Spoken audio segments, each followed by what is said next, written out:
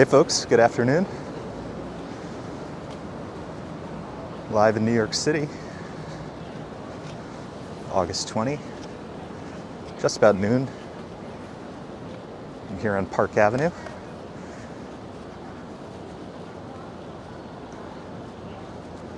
Still summer streets, New York City, meaning Park Avenue is reserved for bikes and pedestrians. It's the last Saturday of summer streets.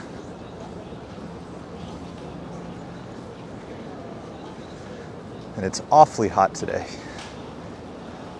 I think when I checked it was about 85 degrees Fahrenheit,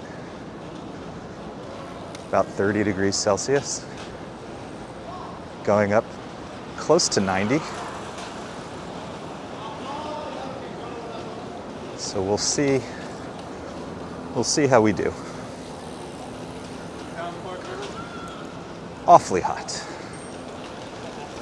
But on principle alone, we must support summer streets. So here we are.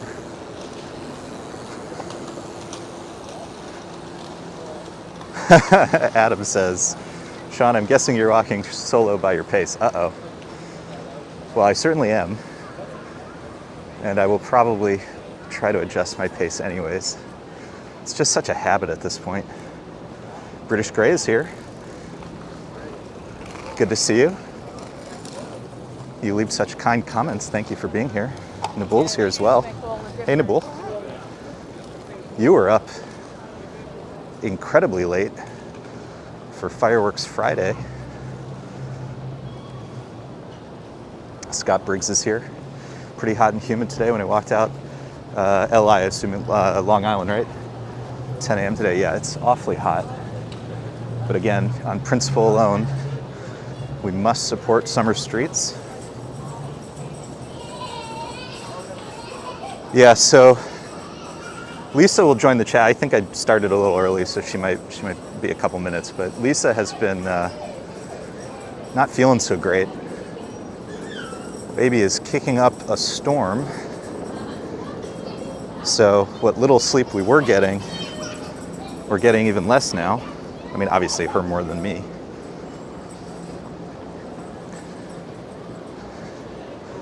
More disruption, I mean. So she hasn't been feeling so great. And then couple that with the heat. I figured I'd take this one today. We may try to do one tomorrow, you know, like we'll see how she's feeling. We'll see how the weather is, everything. Lisa is here. Hello, my beautiful bride.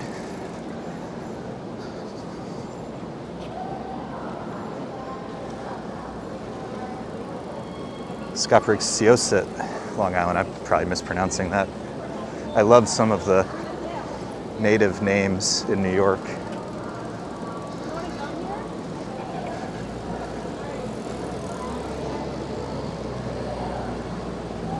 I wish I knew what they all meant. One day. So summer streets, like I said, and we've now done it a couple times, so hopefully a lot of folks are familiar, but Park Avenue reserved to pedestrians and bikes. And you know, every like 25 blocks or so, there's these rest areas and events. This one has a cool exercise thing going on.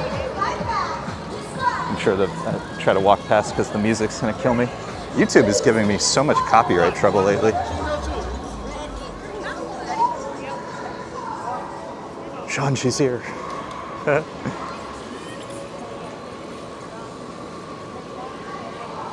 Vivek is here, hey. So, we're gonna walk a little bit of Park Avenue, but since we've now done this for 3 weekends, we'll probably shake it up in a little bit. Still kind of formulating in my mind what I want to do today. If you want the entire route, I have a recorded video from 109th Street all the way to Foley Square, plus the Brooklyn Bridge. And then last Saturday, Lisa and I walked from the 80s to Union Square, and we finished at the farmer's market. Holy cow, the farmer's market was great last week.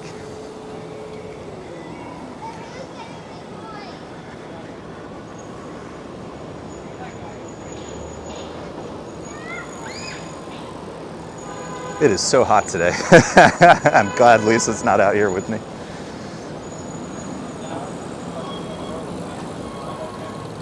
So we will probably at some point adjust course and find those geniuses up ahead with the umbrellas just for the sun. Smart folks.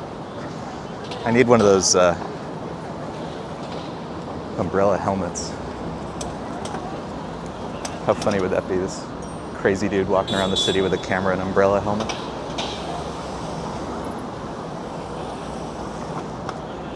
Ali's here. Good to see you. Ah, there we go.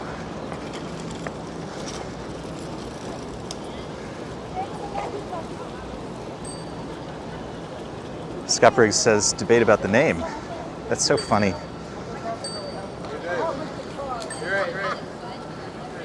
Funny how we forget our history sometimes.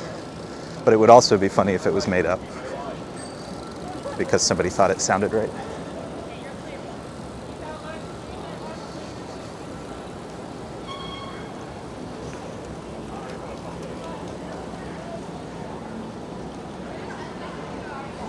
I like the idea of the pedicab, Adam. Like I said on one of the streams, we have talked about doing a bus tour, but we may not do it on the weekend just because they really do get busy. And one, I want to give space for Lisa. And two, I think if we're just yapping our heads off on the bus, we would be kind of distracting to the folks around us. So we may do it on like a weird middle of the week someday. TBD. Or a weird time, who knows. Could also be a fun one to do at night.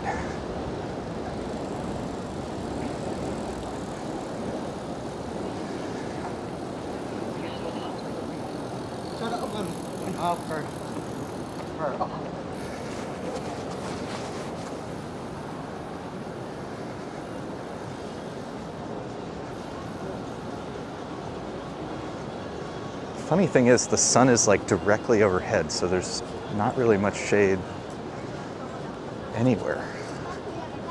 Nope, not going. What are you doing, buddy? It's so funny when people think they're gonna turn onto this. It's like, look around. Even if you didn't know this was happening, just use your eyes.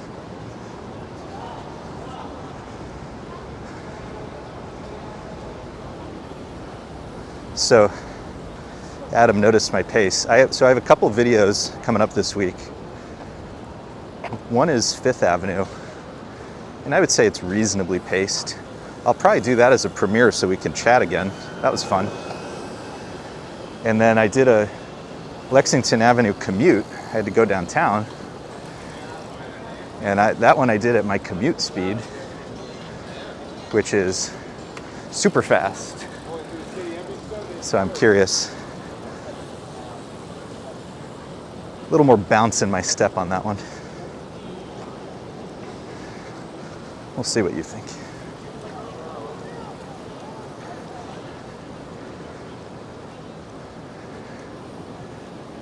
Adam is mad at the local meteorologists who keep predicting it's going to cool off. Ooh, I wish, but it's so funny because it's going to go from 90 to, cold before we know it, and then we're going to complain about that.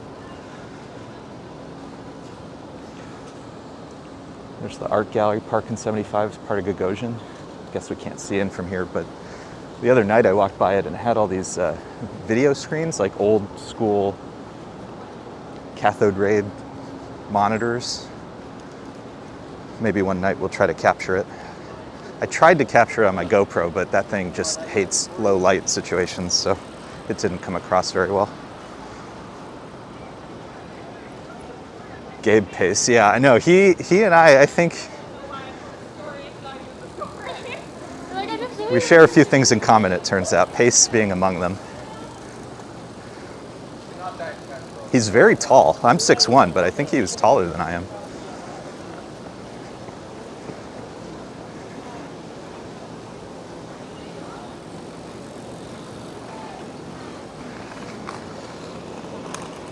British Grey, thank you.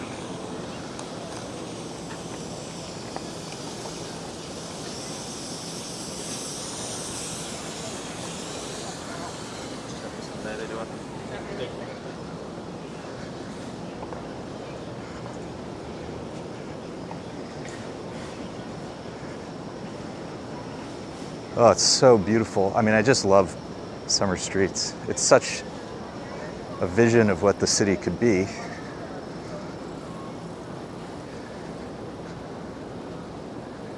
And I think people really do love it. It's so great to participate in it.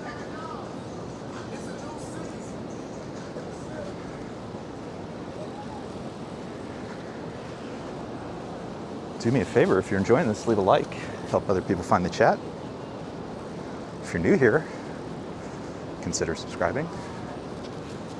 Do walks around New York City. I try to post every day.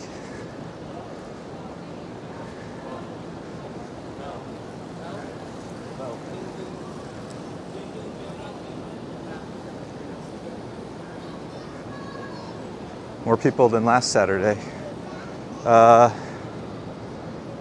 That's a good question. I feel like, that's a good question. I don't know the answer. Last Saturday, when I turned around, I mean, it just looked like hundreds and hundreds and hundreds of bikers. I mean, probably in total thousands of people. This is pretty busy. So the thing is, though, and this is one of my annoyances with summer streets, is it only runs till 1 p.m. So we're actually coming to the end. So people may have been earlier, and they probably were when it was a little cooler. I just, I was waiting to see how Lisa was feeling. And then it got to be too hot too, so. Ah, well. But again, we must participate. Feng is here. Good morning, it's always good to see you. LV is here, great to see you. Great to see everybody this morning. Sue K is here. Rainy and cold Santa Fe. Well, maybe a vision of cooler temperatures and days ahead.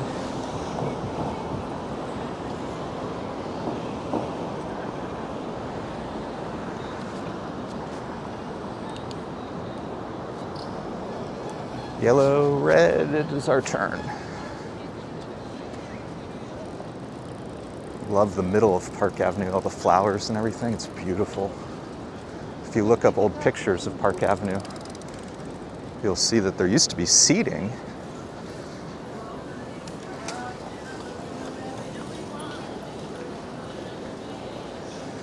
Vivek, we see you, my friend. We see you.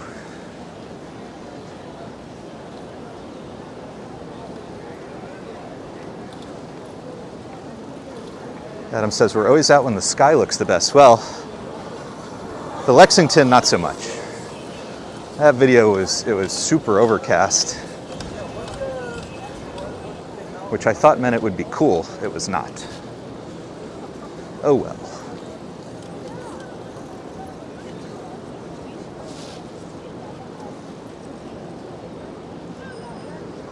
Coming up on the Asia Society.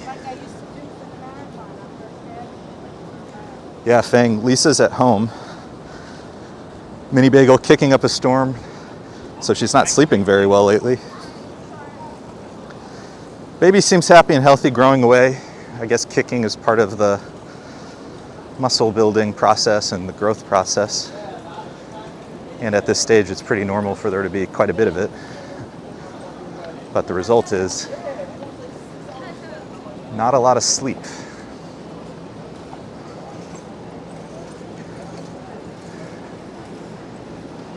But it means she gets the couch, the air conditioning, and we live vicariously through her.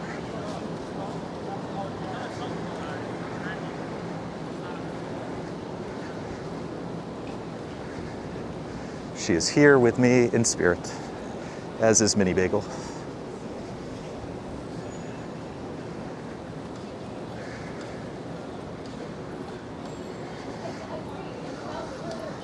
Little dude is growing quickly.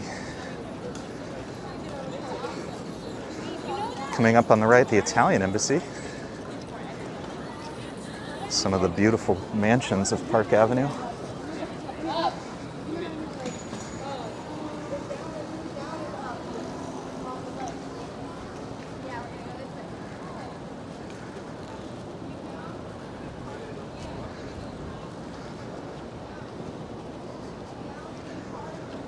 Beautiful architecture over here.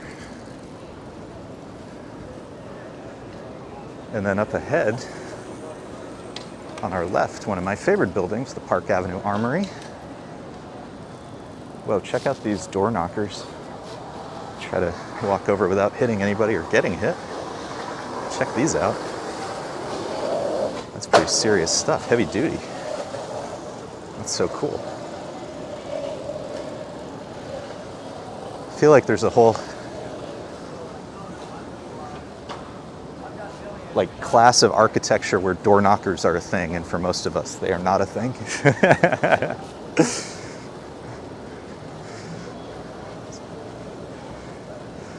Like, you know, there's a certain number of commas if there's door knockers. The other thing I can't figure out is planner that represents this one. LV, you're speaking her language. You are speaking her language.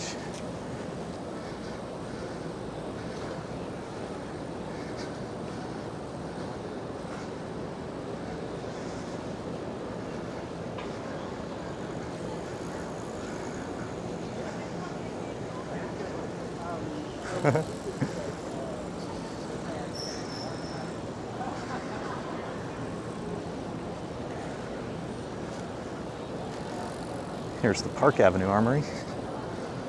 Beautiful building, gigantic. And on my Lexington Avenue video, I walk on the other side of it where the loading docks are. And let me tell you, when the loading dock doors are open and you can feel the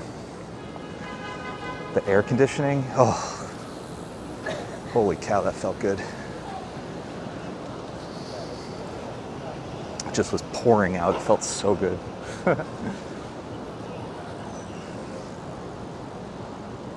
Okay, so I think we're going to get to 42nd Street because we might as well see Grand Central again. So we'll go see the JP Morgan Chase building.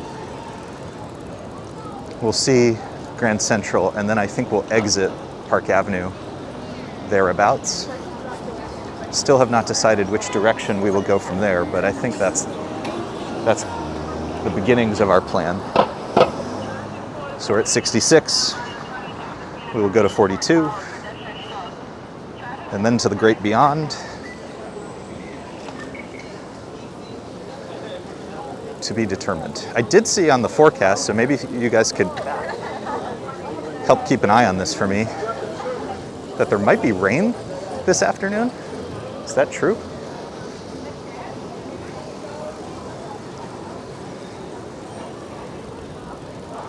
Adam's asking Lisa, is there any comforting food or drinks you can have that would make you feel better but not agitate things? It's so funny. She has so many aversions now. But it's also funny that, like, sometimes something doesn't sound good and then it's okay. But then sometimes something doesn't sound good and it's not okay.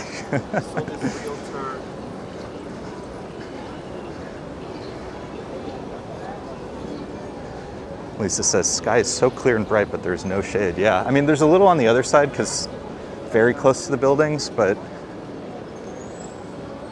it's a little too far over. I don't want to go over there.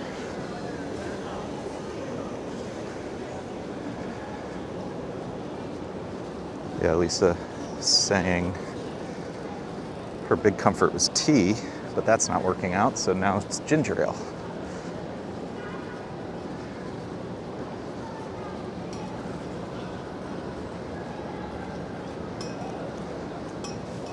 So I don't know if you guys saw, I bet there's some folks on today who weren't on the premiere. We did a premiere at Central Park. A premiere just means I pre-recorded a walk, and we watched it live together so that there was live chat. That was pretty fun. And we had a very long discussion about styles of pizza.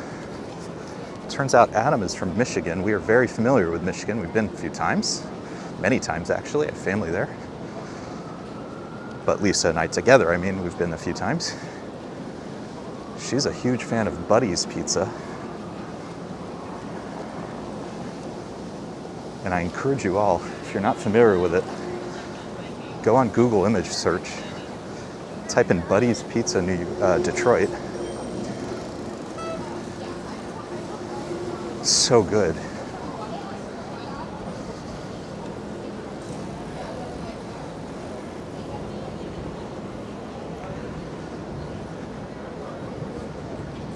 Scott says Fang will recommend beef chow fun. That will cure any ill.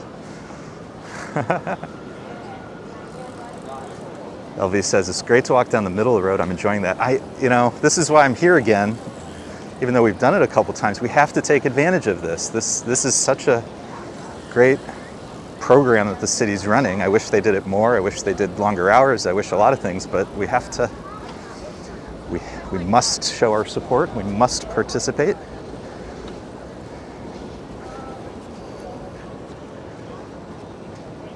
Fang says, could rain around 4. Okay, so we have longer than I thought. Earlier it was saying like maybe even 2, but there's no clouds. And there's not really any wind.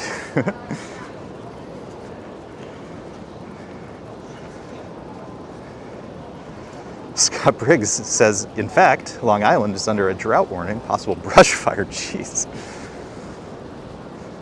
I'd prefer not. I would prefer not. So Scott, you take the Long Island Railroad into Midtown for work? What's the commute like? And what are your thoughts on living in Long Island and working in Manhattan? Very curious. I love Manhattan, but as we build a family, you think about these things.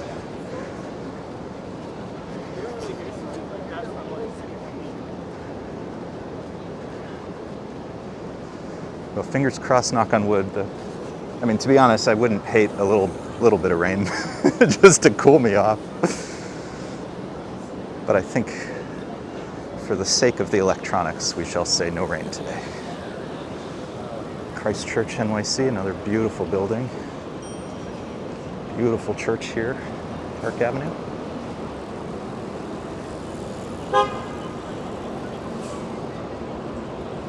Oh, shade. All right, we're gonna stand here for a minute just because the shade feels so good.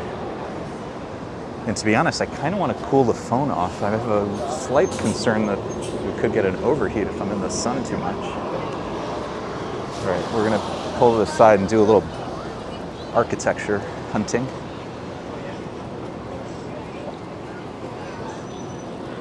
Oh, got it. Okay, so Scott used to work.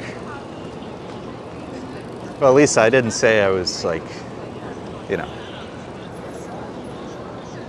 stray thoughts. Lucy Sky is here. We'll see. This is Midtown Manhattan. We're on Park Avenue in the East 60s, going into the East 50s. So Scott used to work in the city for a long while. Now works freelance and remote from Long Island. Okay, good to know. Romachek says, I don't know, I feel you guys are more potential Westchester folk, Tarrytown, Sleepy Hollow. Well, I'm really a Manhattan guy, to be honest. The odds of wanting to ever leave are very low. But, one thinks about these things. All right, off we go. We've cooled off moderately. We have visited Tarrytown and Sleepy Hollow. We did a trip there once.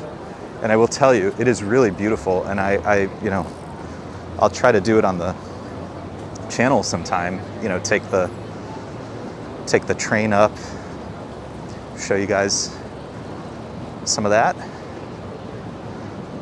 But it is very car dependent, and I'm a former Texan, and this will revoke my Texas card. But I've become seriously anti-car. I have become a true New York pedestrian at heart. So I really wouldn't want to go anywhere where I'd have to depend upon a car.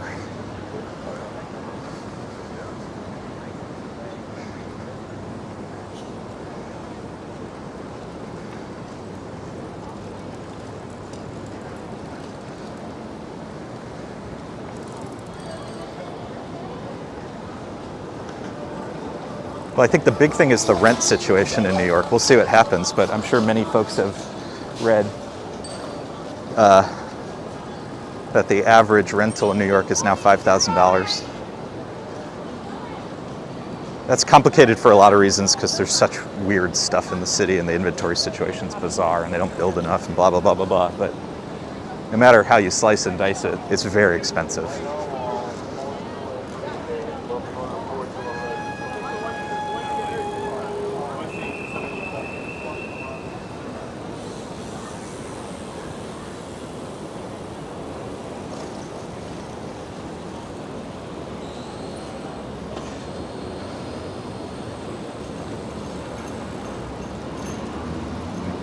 All right, 57th Street, this is Billionaires Row. I'll point the camera so we can see some of the buildings of Billionaires Row.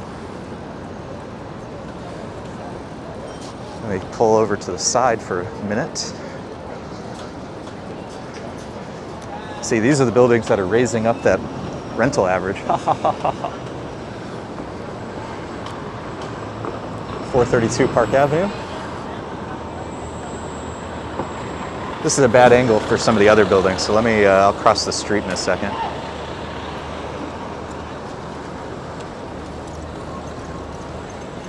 Some of the other ones are on the north side of 57th Street. Ooh, and I can get a little more shade. This is beautiful.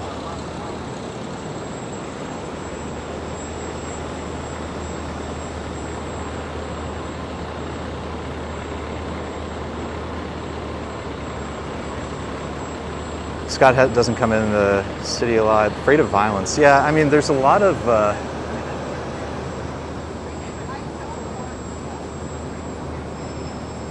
you know, the news on that topic is very sensational. You know, there's certainly some truth to it. I don't want to discount it at all. Every bit of evidence, statistics I've seen shows, for example, the murder rate in New York is lower than Miami, for example. And I don't think that's common, what would you say? I don't think people think that if you pulled the average person on the street. But I do think as people reemerge into society, you are seeing some crazy behavior.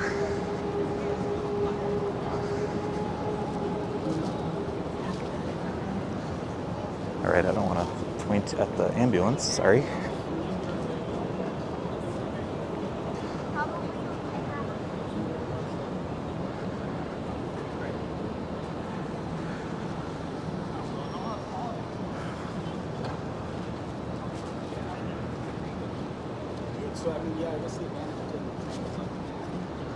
Might have been a bicycle accident, that's unfortunate.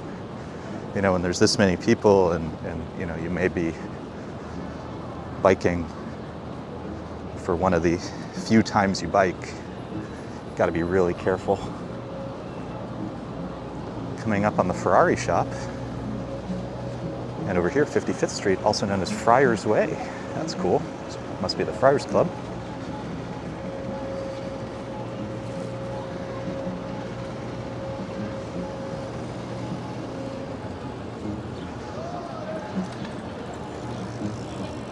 I think we got a little wave.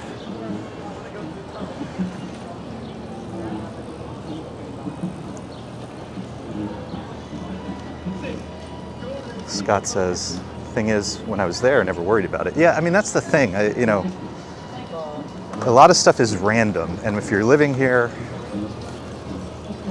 going about your life day by day, you know,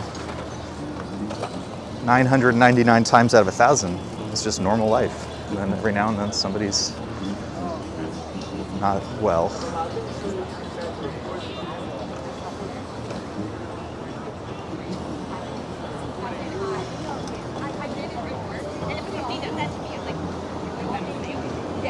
So we're entering the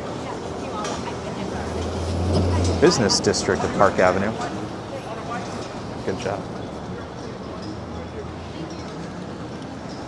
A lot of the financial firms. We've talked about this one many times. The Racket Club. And up ahead on our left, St. Bart's. One of the most beautiful churches in New York City. I think everybody thinks of St. Patrick's, but I think St. Bart's is so beautiful. I put my mini disc on and just chilled. Mini disc, haven't thought about that in a long time. That's so funny. Pete is here. Why am I walking in the road? So, it is summer streets. The road is for me today. The road has been reserved for pedestrians and bicyclists. Look, there's a little birthday party over here. Oh, that's so cool. Imagine it's your birthday and you say, you know what I want to do?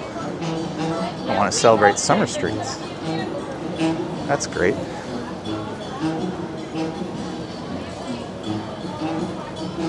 So for the folks who weren't here last week, we're going to do something. Again, we're going to walk through the Helmsley building on the viaduct, which is normally only for cars, very rarely for pedestrians. So we're going to see some stuff we pedestrians almost never get to see. It also means I have 9 blocks to decide what I want to do next.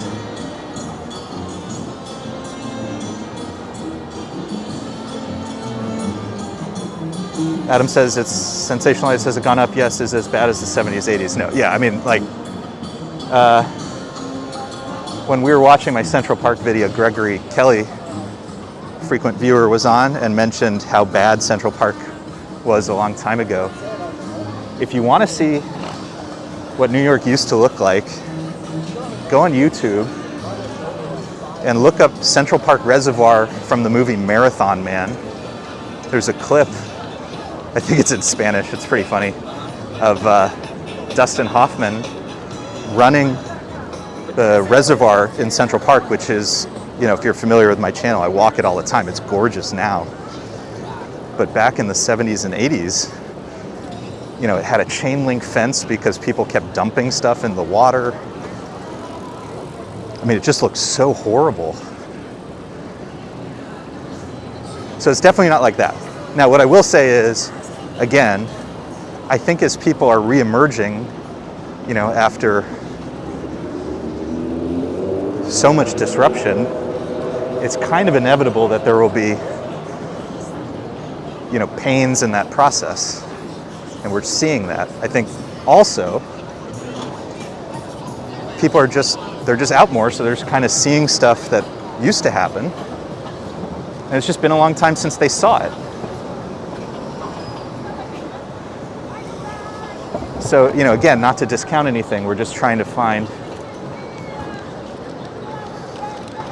you know, is it worse? And kind of regardless, what can you do about it? And that, you know, I'm not going to get into that. That's complicated.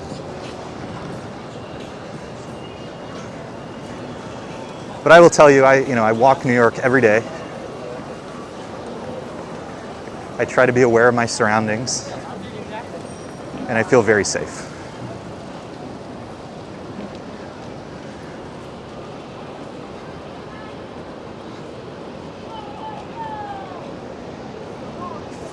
Yeah, Adam is mentioning Citizen, and Feng says he deleted Citizen. Yeah,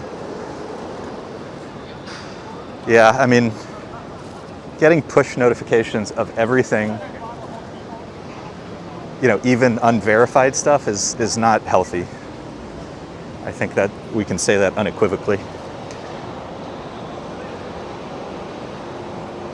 This is BFF by the artist Cause. I always love this. It's such a, like, you walk down, you know, it's all these serious financial firms, and then you see this thing. It's so funny. There was an art cow, it's still there. There's an art cow at the Capital One building. Let me see if I can zoom. You guys see the cow? Love it. All right, now we're here at, let me fix the lens. Now we're here at the JP Morgan Chase building,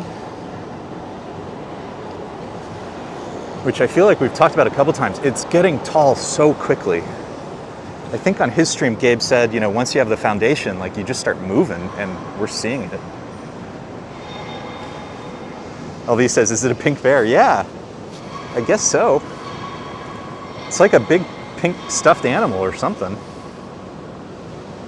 Look how big this building is. I'll have to, one day I'll like, I wonder if I can, I'll figure out how to do this, but like take a bunch of my Park Avenue videos, you know, which are now spread many, many months apart, and just find the parts where I saw the JP Morgan Chase building and see if we can show how it's kind of grown over time. British Grey, beautiful view. Yeah, I mean, it's incredible. I love to see construction here. It's a dynamic city. You want to see it growing. Although I wish they were growing affordable rental units.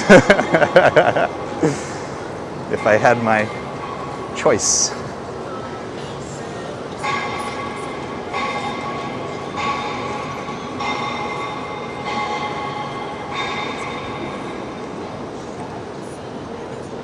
Prince Ice is here. Hello, Prince Ice. Good to see you. Good evening. So, okay.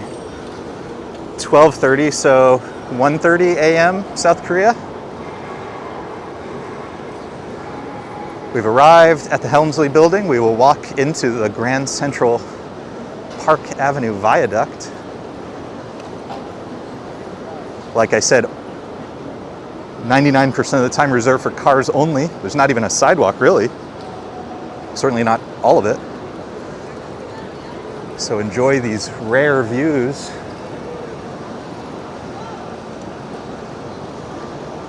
Prince Ice fell asleep yesterday's stream. Well, No. all right. Come with you, please, my friend. Okay.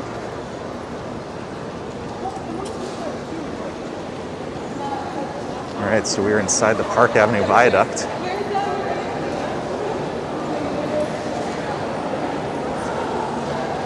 Lisa's favorite part? Well, I'm glad to get to show you.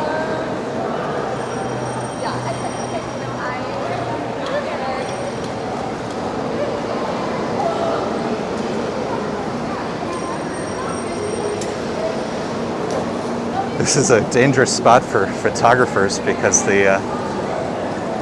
we've gone from 4 lanes to 2.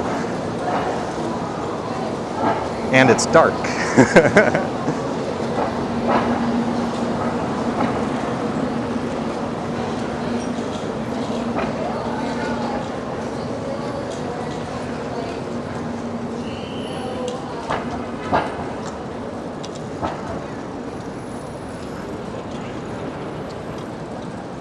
You guys can see the other side of the viaduct, the other direction. So this is the MetLife building on our left.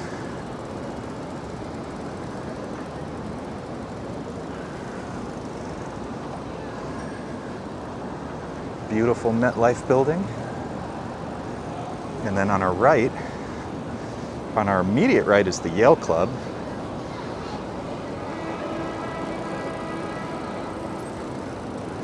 And then up ahead, One Vanderbilt, brand new skyscraper. Lisa mentioned that's another example of a building we kind of watched go up.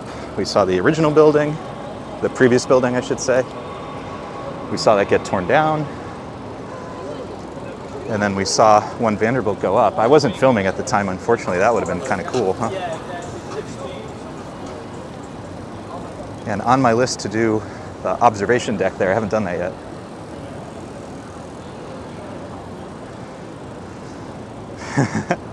Prince Ice, nobody believes you sleep.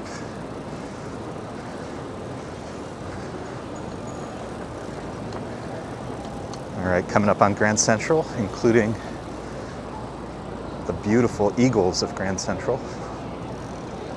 I love this view. I mean, like I said, there's no sidewalk here, so unless they block the street, or unless you come at 3 a.m., you basically don't get to see this.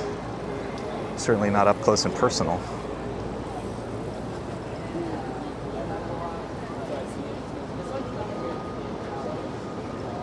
Look at the columns. You can even see the wreaths.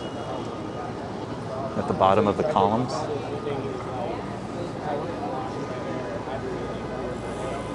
Too kind, Princess, too kind.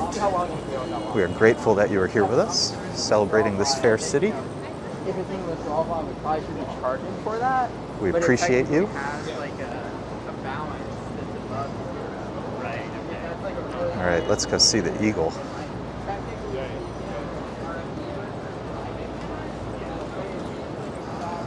How beautiful is this?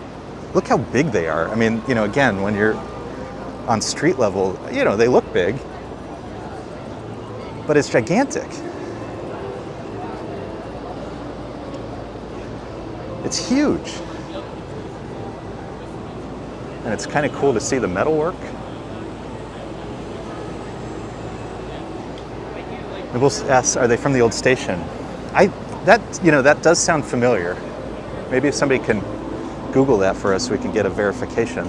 That's a good question. All right, so now, this is Grand Central, the beautiful Art Deco Chrysler building. How beautiful is this?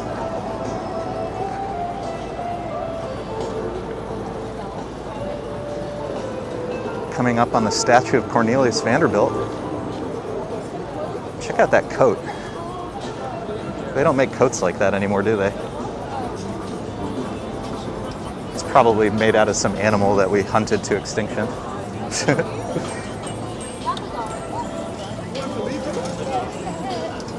So again, we're on the second level here, Park Avenue, on the viaduct, normally reserved for cars only. Get to see it because of Summer Streets. So there's a lot of copyrighted music. I think I'm going to keep moving, but Lisa's favorite sites. So let me go up ahead, and then we'll turn around again, so we'll get another view. Just want to get away from that music. Of course, I'm walking into other music.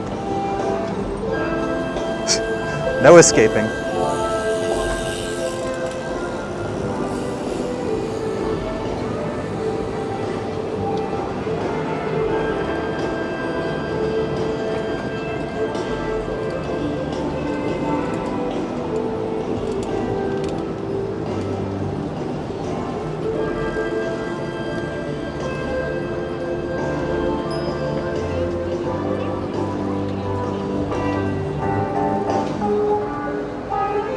How wonderful is this? Okay, so we've made it to 42nd Street. Now I have to get down, so we have to actually walk up ahead a little bit.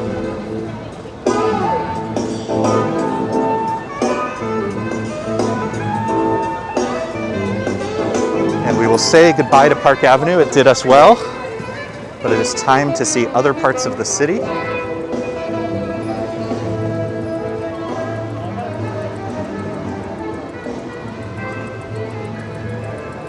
I wish I could describe how good the shade feels. Okay. Trying to walk ahead without hitting any bikes or getting hit by any bikes.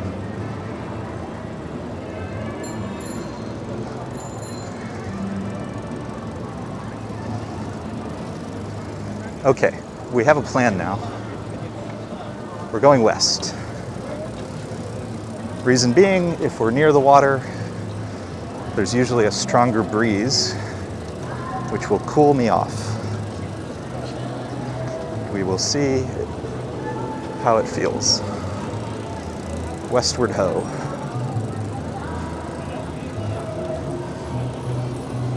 Smooth jazz, yeah. I mean, the music's great. I just wish I didn't fear the copyright hammer at all times.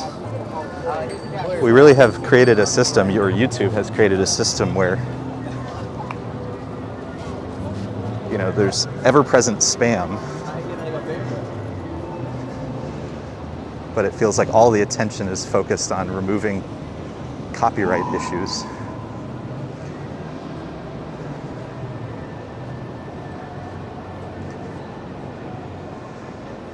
Autoloco's here. Hello from Spain. How cool. Thank you for being here. Adam, go west, young man. Exactly.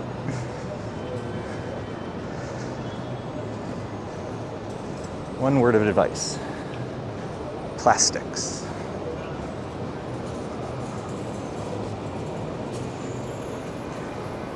So there's a lot of beautiful buildings in New York, oftentimes just random ones. This is 275, probably 275 Madison, I would guess, but just look at the decoration work on it.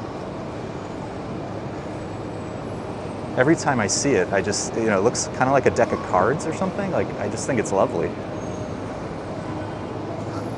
And like, off the top of my head, I don't know what 275 Madison is. It doesn't come to mind as a necessarily famous building, but it's beautiful. VLPLG is here. Hello. Adam, it's whatever they can make money on at this point. That is exactly correct. That is exactly correct.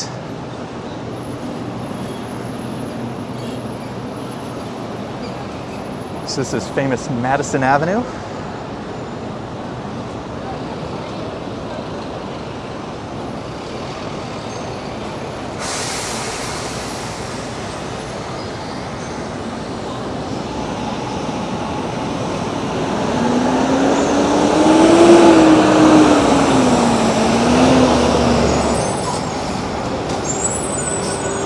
Look how busy it is. It's the weekend, right?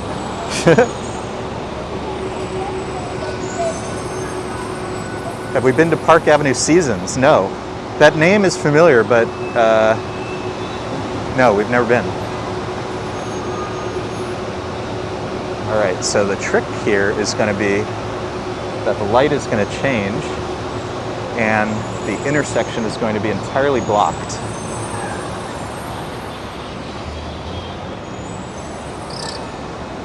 So we will have to safely get across. Okay, okay, okay. Fun times.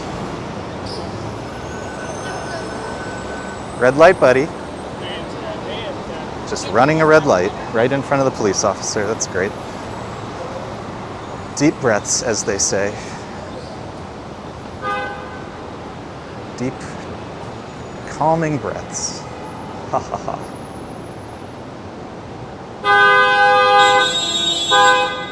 Adam says, its return is in limbo at the moment. Phenomenal restaurant that changes with each season. The menus, the decor, even what the staff wears. That does sound really, it's not the restaurant that has a tree inside of it, is it? Years ago, I went to a restaurant that had a tree inside of it.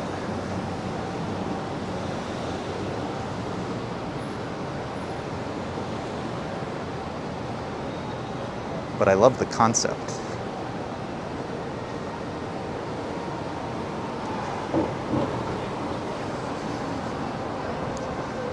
Scott says brazen.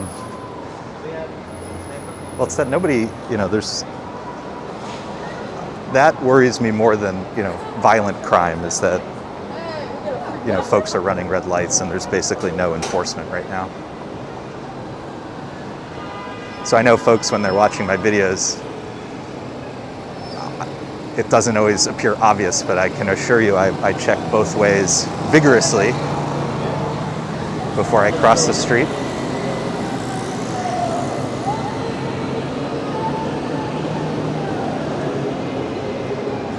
And when I'm with Lisa, doubly so.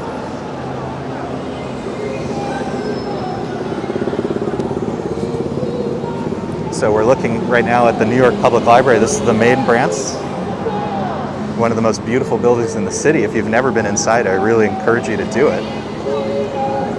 It's utterly beautiful. They also have free exhibits. I mean, it's cool just to see the building, it's cool to see the collection, but they also do free exhibits, and they have an incredible collection, not just of books, but of all sorts of things, including the original Winnie the Pooh. Stuffed animals. And Lisa probably remembers more. We saw a great exhibit of their collection.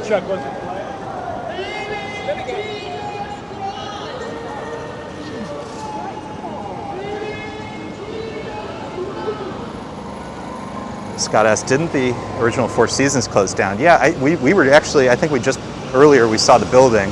I guess I probably didn't think to say it. But yes, I think it did not survive the last few years. I believe there's a second one somewhere downtown. I don't remember precisely where. But the building in Midtown is beautiful.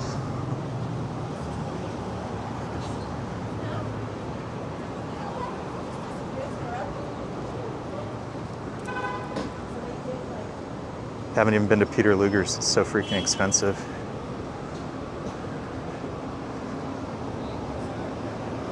I know that's, you know, for many people a bucket list restaurant. Funnily enough, I'm a vegetarian. Lisa is not. So if we were to go, I would have some tomato salad, I'm sure. Lisa has a gigantic steak. All right, I'm on the south side of the street, which is shady right now. And let me tell you, it feels great. Why don't we walk into Bryant Park? How about that? We will continue westward, but when in Rome. Let's go check out Bryant Park.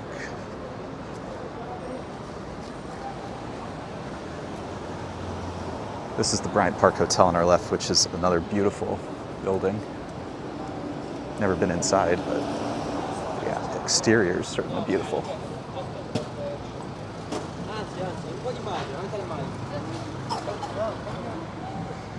So last couple times I've been here, the lawn has been closed. I think because they're doing the concerts and the movies, they probably let the grass rest. But it's a little bit of a bummer. Because it's when you see everybody picnicking on the lawn, it's really fun. You know what? I'll stand over here. If you go on the, there's a Bryant Park webcam, and I'll stand over here for a minute. You guys can probably see me.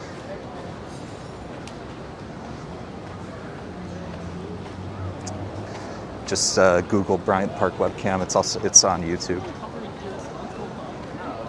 Kind of points in the middle here.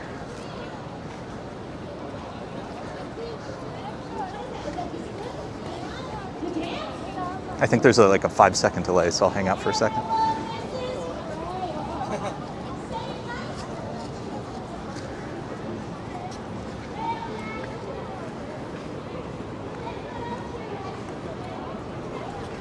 Lisa's eating a burger as we speak.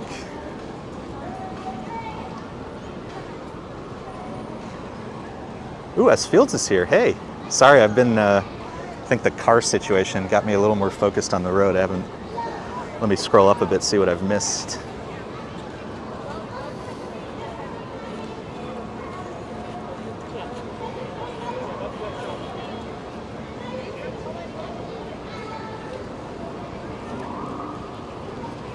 And I'm watching the Orville. Yeah, I love like Star Trek and stuff. I've never watched the Orville.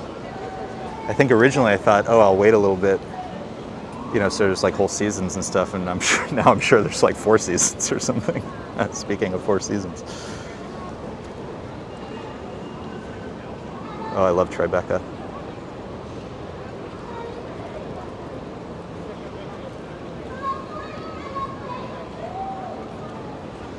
S. Fields, thank you for being here.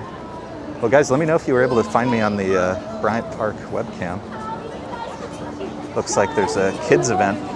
Oh, Camp Kids Bryant Park. She's a cat, I guess.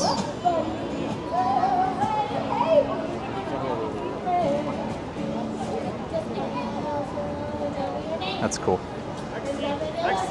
There's often live music in the park. And this one's kids oriented. That's cool.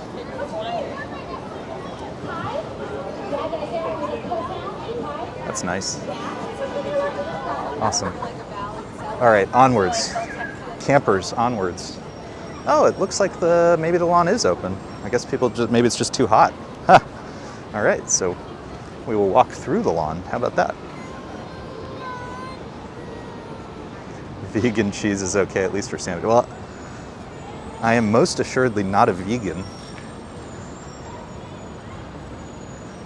And in fact, some might argue, lean a little heavily on the cheese.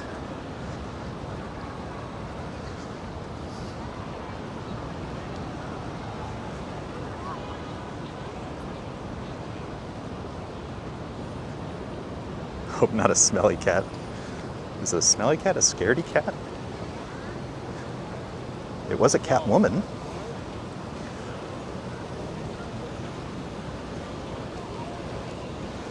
A beautiful fountain at Bryant Park. You know what I bet is busy today? I bet Coney Island is slammed.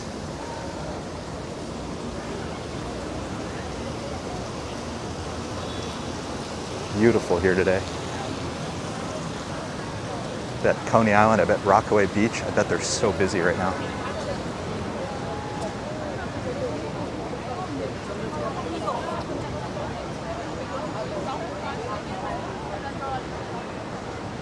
Westward. We continue westward.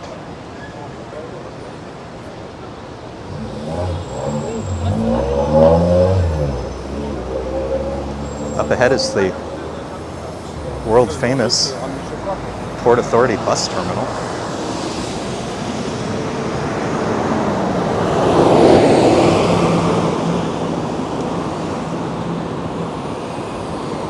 S. Fields, where is Fashion Week this fall? I missed the Bryant Park days. That's a great question, but I don't know the answer. If somebody can Google that for us so we know and so we will visit. I used to work around here long, long ago. And during Fashion Week, I mean, obviously even before the, work from home era of sweatpants and so on has really taken over, but the city itself in this area was often very fashionable with suits and everything. But during Fashion Week, it's like the fashionable quotient went up like 50%. It was so funny.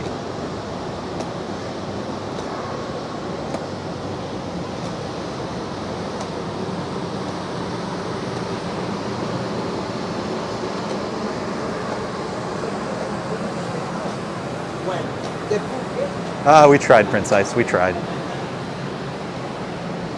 This is just one of the random street mid-block plazas, which has these cool sculptures.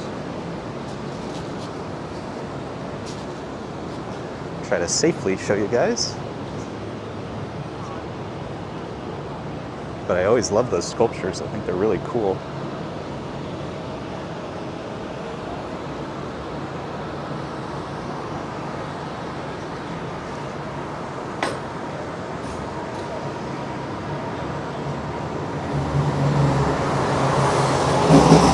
Adam thinks Fashion Week is in Lincoln Center. Oh, interesting. That's kind of cool.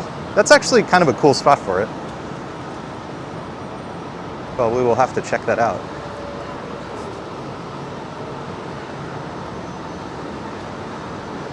A couple of restaurant recommendations in the Lincoln Center area. Cafe Fiorello. Probably one of Lisa's top 2 or 3 martinis in the city. She can correct me if I'm mistaken. But a great Italian spot, Italian-American. And there's a Rosa Mexicano, which is a chain, but a really high-quality one. All right, we've made it to Broadway.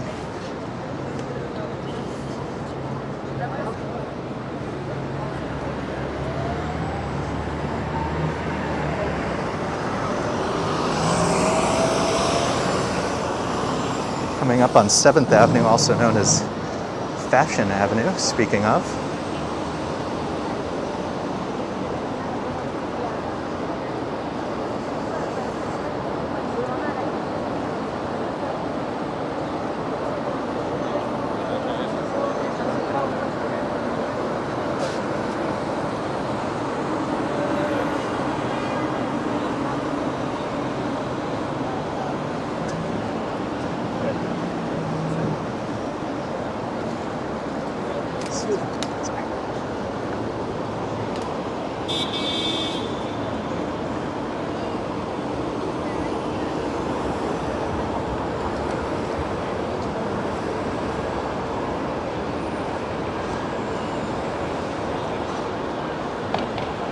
And we haven't been in, really years, but there's a very old school Chinese spot, Cantonese, Shunli. I think that one's the Shunli Palace. I forget which. I think it's Shunli Palace, but Shunli certainly. And the wait staff used to wear these blue tuxedos. It was the funniest thing. But like, when you think of, classic Americanized Chinese food, that spot, it was so expensive. Like, the entrees were like $30. It was even a long time ago, but the food was so good. And just it was the funniest thing. You'd walk in and the tuxedos. Adam likes the Smith. So we do like the Smith. I will tell you, I think Hillstone is better than the Smith by far. Although I would say I'm a vegetarian, so, that colors my opinion a bit. And I think Hillstone has like the best veggie burger in the that I've ever had. But we do like the Smith. I will say I think some of the other locations have better outdoor setups, just kind of more spacious and open. But you are right, the Smith is there. There's also a Cafe Bleued, which I've never had but heard really good things about.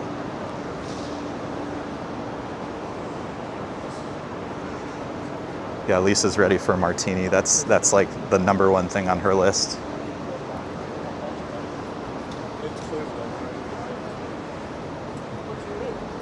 We will toast with mini bagel one day.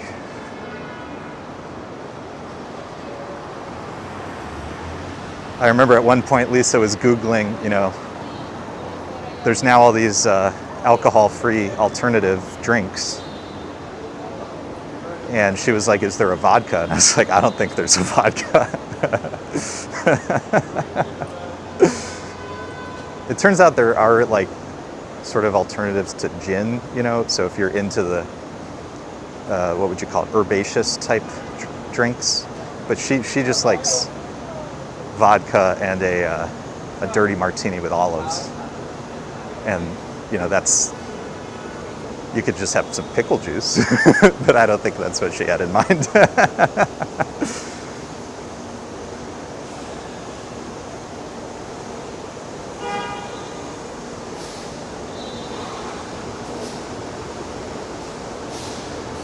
A lot of smoke over here. I'm hoping it's just one of those grills. So we're going to cut through Port Authority. We're going west, my friends. We're going all the way. S. Fields asks, martini and sushi, perhaps.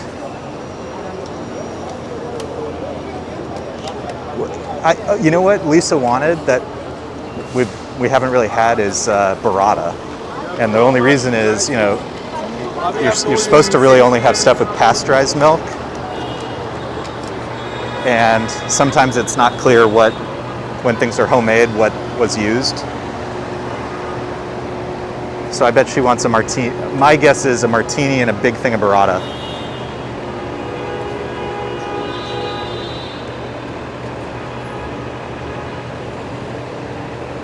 A friend of mine wanted a special type of cold cut. She brought it to the hospital and made herself a sandwich after giving birth. That's so funny. That's so funny. If you haven't had something in 9+ months and you've probably, here's another person in a bus running a red light. A bus running a red light. Awesome. Surrounded by people. Incredible. But yeah, if you've done such a good job selflessly taking care for 9+ months, yeah. You want that sandwich straight away, huh? I guess we'll see how the signal does under here. S. Field says Adam is her Zagat. Carlos is here. Good morning. Good to see you.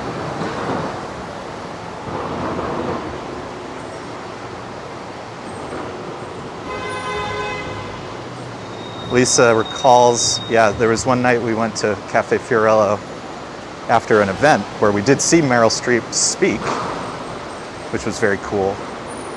And then we had a reservation at Fiorello afterwards for dinner. And learned that, who was it? Who else was there? It was Meryl Streep and another person whose name I see flickering in my mind, but I just can't think of it. Was it Claire Danes? I think it was Meryl Streep and Claire Danes, but again, correct me if I'm mistaken. They just tried to walk in and they were told there was, nothing was available. And I wish we had had a table of 4. We would have said, look, they can sit with us.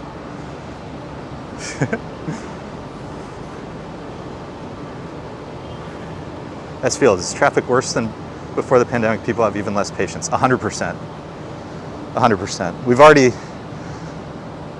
I've already shared my thoughts on the congestion pricing plan. I'm massively, massively, massively in favor of it. And I don't want to get back into that today, but you can see for yourself, it's getting quite out of hand.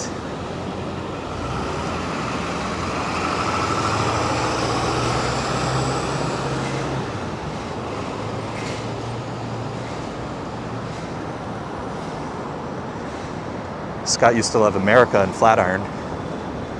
Yeah, I mean, the city over the last, 5 years, a lot of the restaurants have turned over. And I'm a little nervous that we actually may see more of it, because my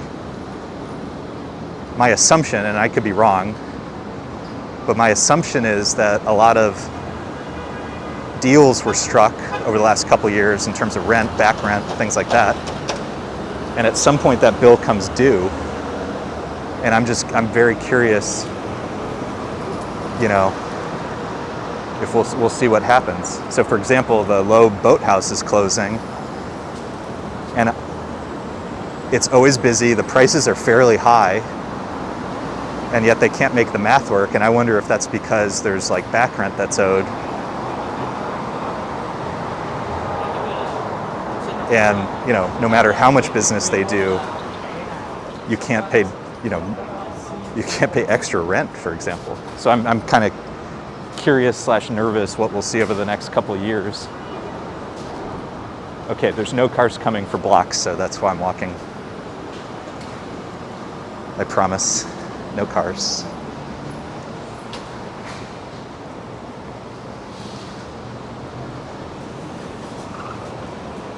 Have you guys eaten at Balthazar? Love it. We don't go very often. I've probably been a few times total. Lisa and I've probably gone 1 or 2 times. But the Whole Foods near us sells Balthazar bread. And so we eat Balthazar bread like every week. And it's some of the best. It's so good. Highly recommend that.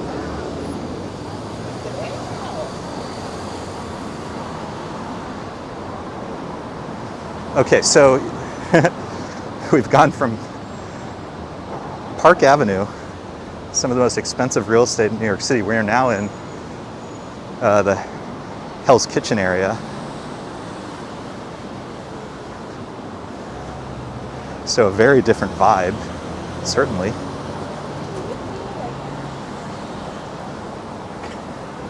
As we continue westwardly and southwardly.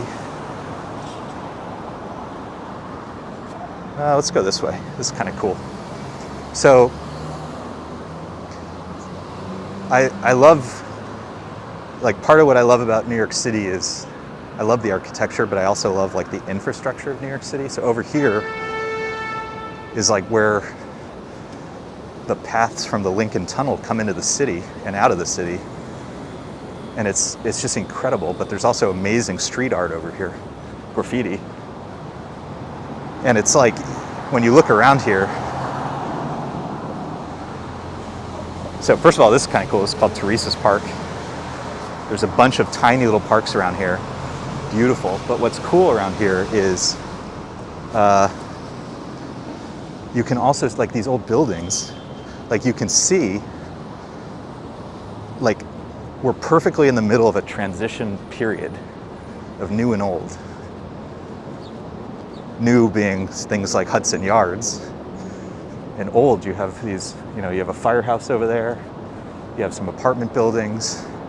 You have really cool Lincoln Tunnel infrastructure. I mean, it's just like, it's a cool area.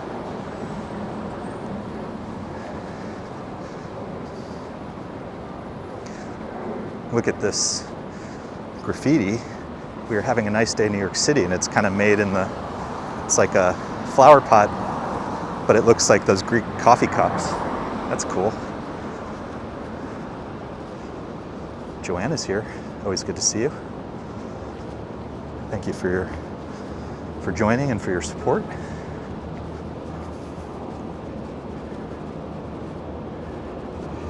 Lisa and baby are at home right now on the couch watching via air conditioning.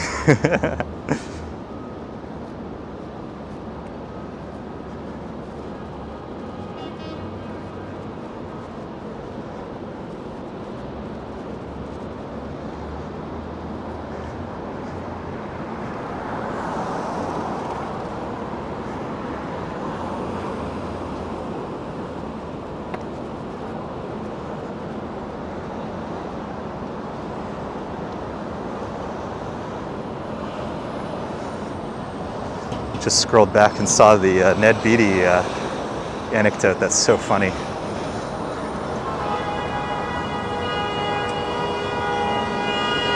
Oh boy, oh boy.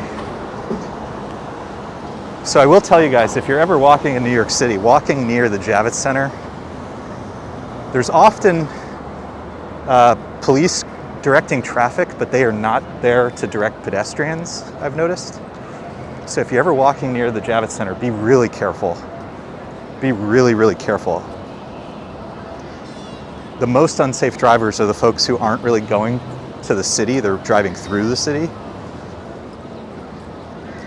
And when they're close to the tunnels, like, it's like they have blinders on or something. So be super careful. You can see the Empire State Building in the distance. Beautiful. Beautiful.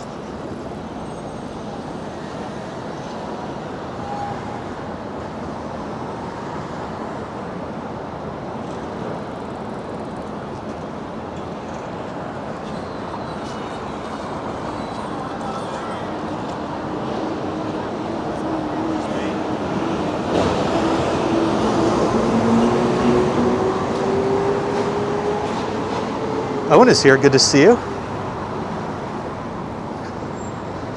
Good to see you, Owen. Thanks for hopping on. Yeah, this is a cool area. I mean, it's tough because periods of transition are pretty hard on, existing residents. But it's a super interesting area architecturally.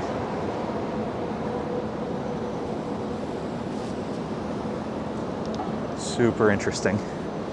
But again, you got to be really careful with the traffic.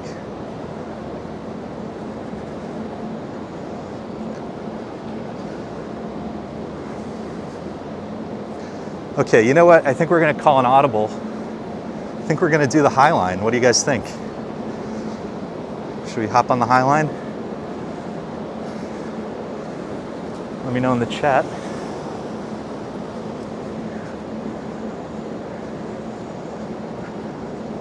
Ooh, Leela's here.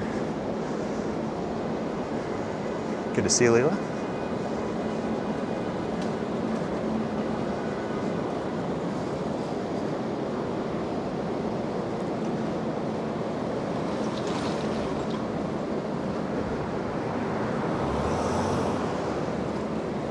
So we're coming up Hudson Yards.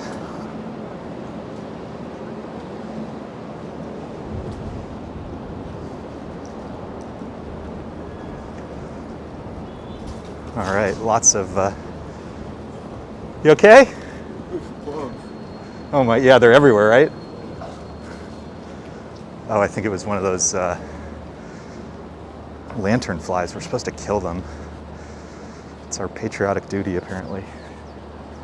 Would somebody do me a favor? Because I actually want to confirm this before I kill the wrong thing, but will somebody in the chat let me know as briefly as possible just a physical description of lanternfly that we're supposed to get rid of.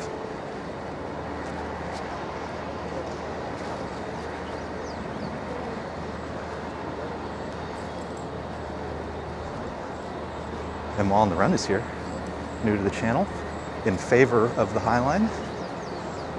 Good to meet you. All right, we're getting enthusiastic support for the High Line. All right.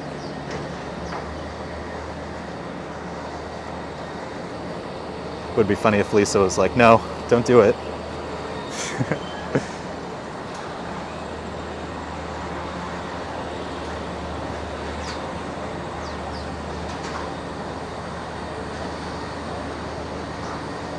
Okay, when we get to the High Line, okay, I'm gonna try to slow down.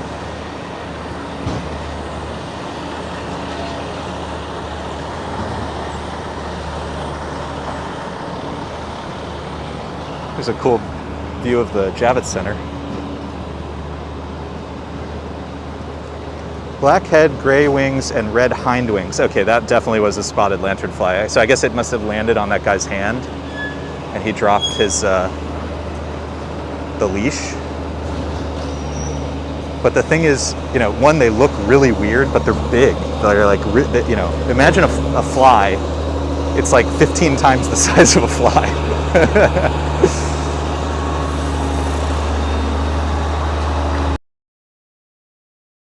Oh, interesting. So there's, oh, this is interesting. Yeah, so I noticed this in, near Brooklyn Bridge. There's this exhibit called Photoville. And so they're taking photography and just posting it all around New York City. So it looks like somewhere around here,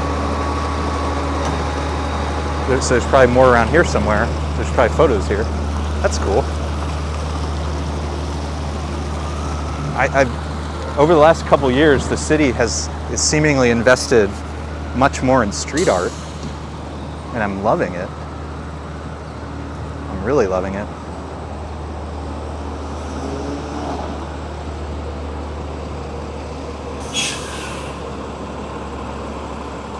I'll see a photo in my text. Well, the problem, maybe I can see it on my watch, Lisa. It's hard to. Interesting. Yeah, I mean, I feel like this one had more red. They're really nasty looking. I think many animals are beautiful. These, not so beautiful.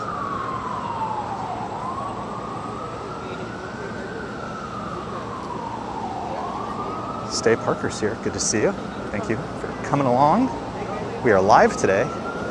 Most of the time I do recorded walks, so if you're really interested in New York City, and especially if you like street sounds and the vibes of New York City, I share recorded walks almost every day, and then on the weekend we do lives. Oftentimes my wife Lisa will join.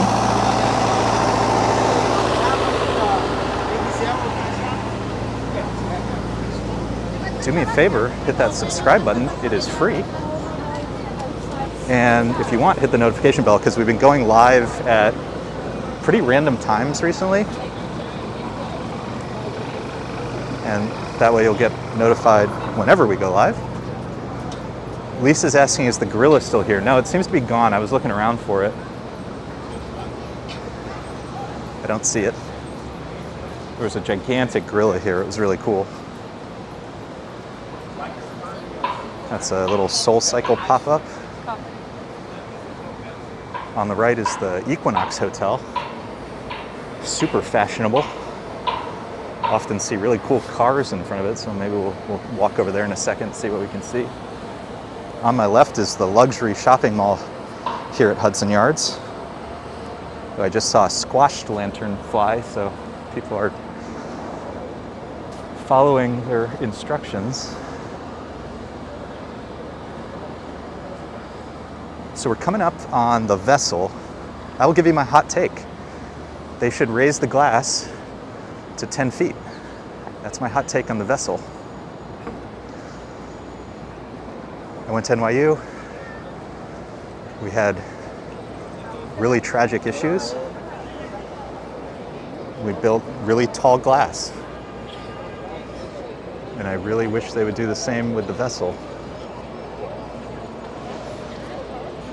Apparently there's some controversy. Some folks say it was the artist. I feel like I've read mixed things about who's to blame, about why they're not installing glass. Because then I read something that the artist studio maybe had built taller glass. I don't know.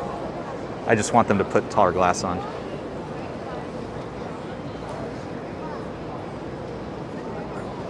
So this is Hudson Yards. It's pretty cool around here.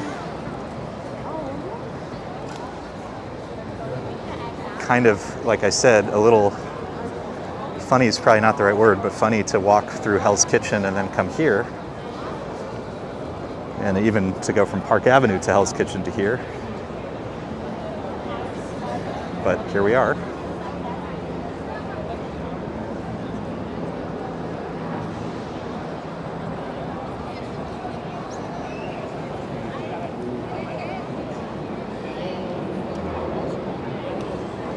Christian is here, hello.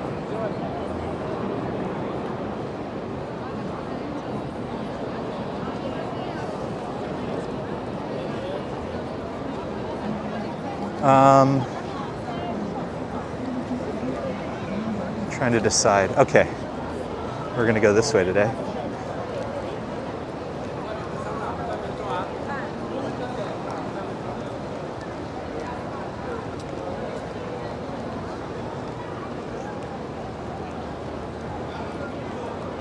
You know what? I'm gonna hydrate.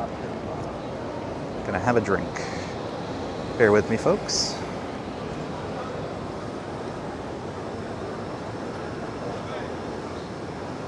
It is awfully hot today. Oh, just bear with me a minute. If you hear some rustling, I apologize in advance. Yes, Phil says it's an interesting structure, so sad. It's tragic, and there are obvious solutions, and for some reason there was some pushback to solving it.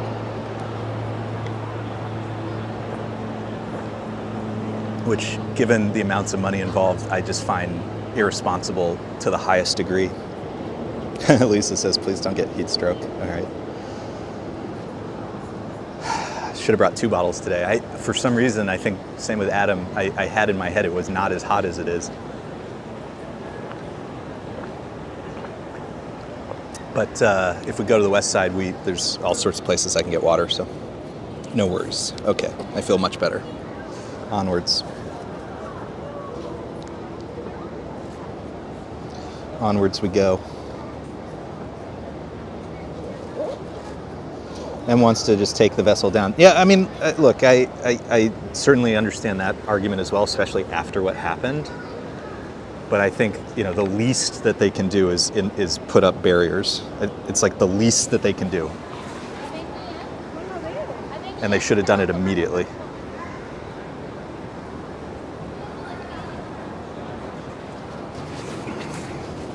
Ooh, it feels much better. Much better. Let's see.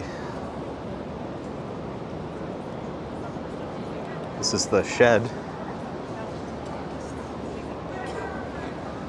And it's pulled back, so the plaza here is just much bigger than often is.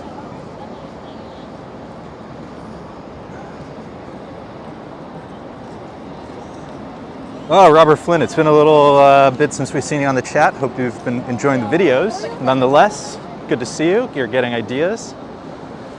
51 days, but who's counting?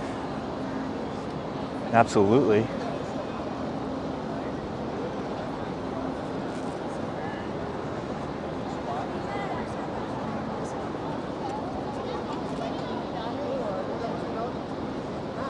Felipe's here. Good to see you.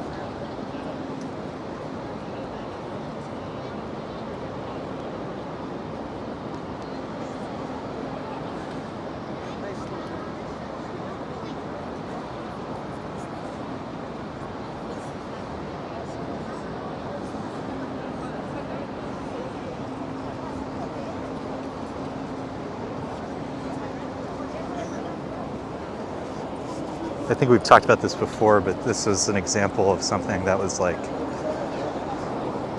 a ton of cranky New Yorkers.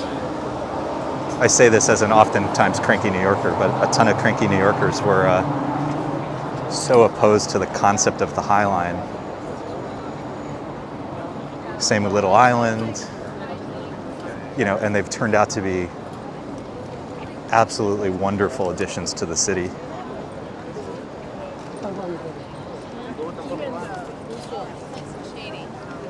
All right, Love it. onwards. So there actually is more to the High Line. If you see my most recent High Line video, I do it from the very beginning. I just didn't feel like going north. So there's like one more spur north of us, and in fact there's a little section to our left. But we're gonna be on the main drag. That's okay. It's the thing about New York, there's always more. There's always more to see.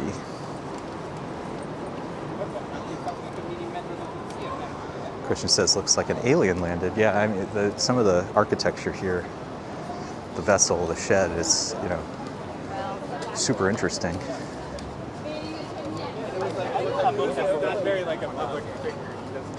So a few tips about the High Line. Number one, don't go when I'm going for two reasons. One, it gets super, super, super busy.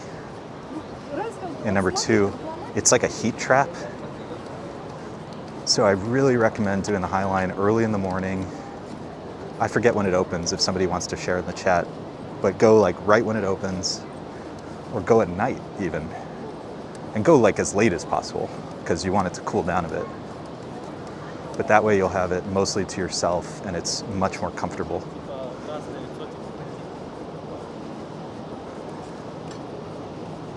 But we were here and we have hydrated.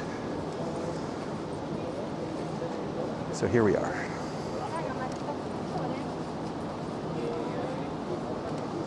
Adam says the people that live in the buildings around here are clearly exhibitionists. So Adam's probably aware of this, but the funny story is the Standard Hotel, when it originally opened, was absolutely known as a hotel for exhibitionists, and we'll see the Standard Hotel in a bit.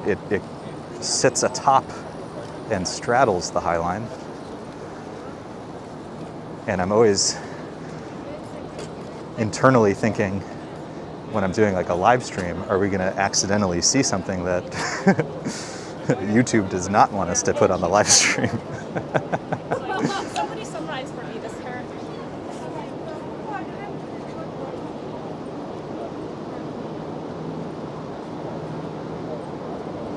What do you think is the best day or time of day or week? So, you know, if it were me on a trip, I would probably,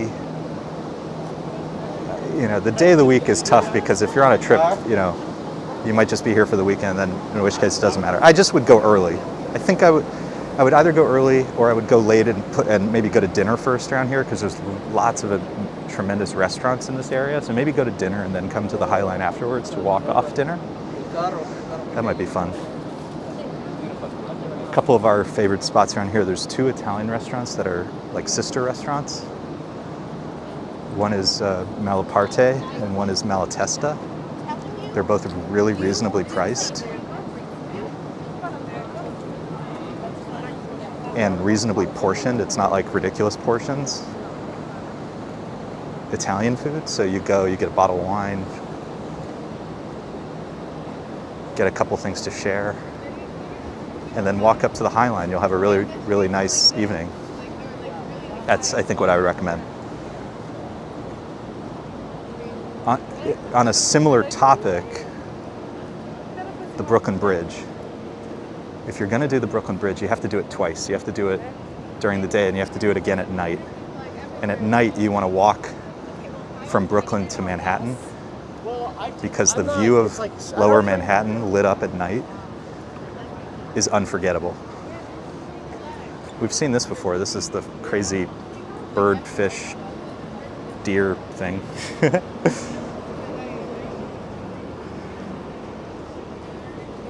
Summer hours, according to Lisa, 7 a.m. to 11 p.m. Okay, that's perfect. So like, you know, go to dinner after dark. So go to dinner at like 8 p.m.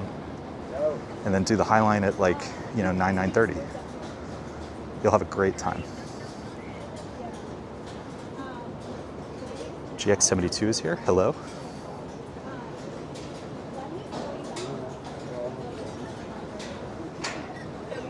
I'm telling you, the metal part over here, it does get really hot. And the concrete gets, I guess it must store up the heat.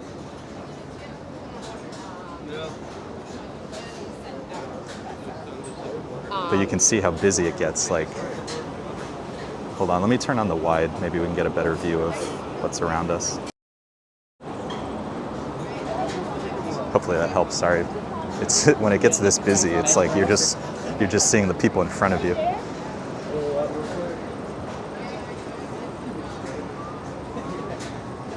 All right, we got a really controversial topic here. S Fields. I have to say, I'm almost ready for pumpkin spice lattes. That's a hot take, S Fields. That's a hot take.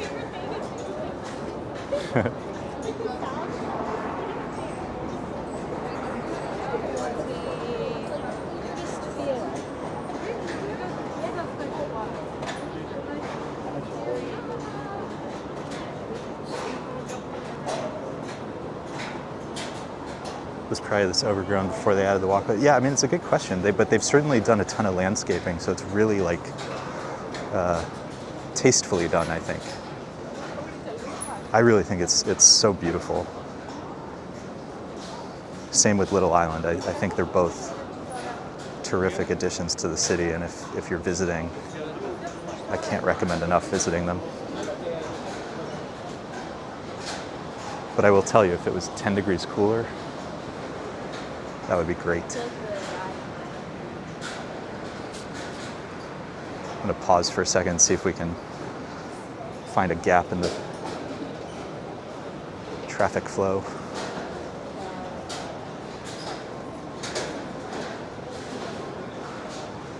Lisa says her best friend decorated for Halloween. Oh my gosh. I mean, look.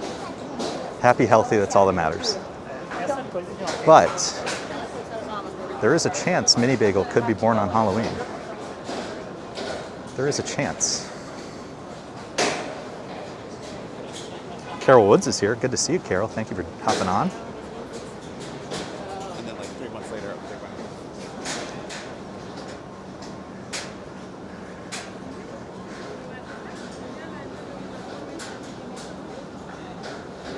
Yeah, Christian, I'll try to pan around. It's like the real pro live streamers, they know how to read the chat.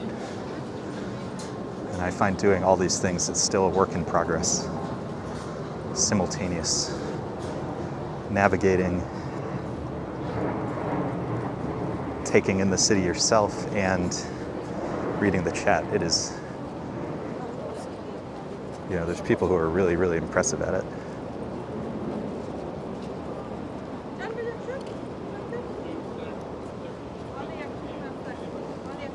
Field says Duncan already has their pumpkin stuff. I mean, as somebody who has lost all perspective on time, it does feel soon.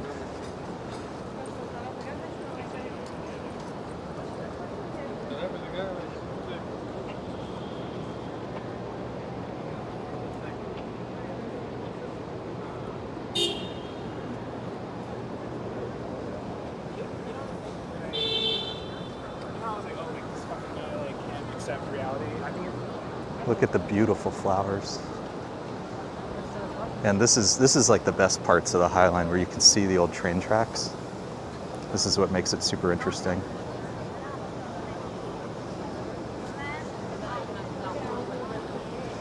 Adam says, well, if the baby is born on Halloween, we might need to move to Sleepy Hollow. Well, we've done Sleepy Hollow before, and it really is a beautiful area. A fun trip. And I think Lisa went back and did the haunted, what do you call it, like a pumpkin ride or something? This is like every year, thousands of spot. and name him Ichabod. Ichabod Crane. 저 되게 얇겠네. How funny. Well, the funny story is, a long time ago, a while ago, I suggested to Lisa if we were going to have a girl, I would think about girl names.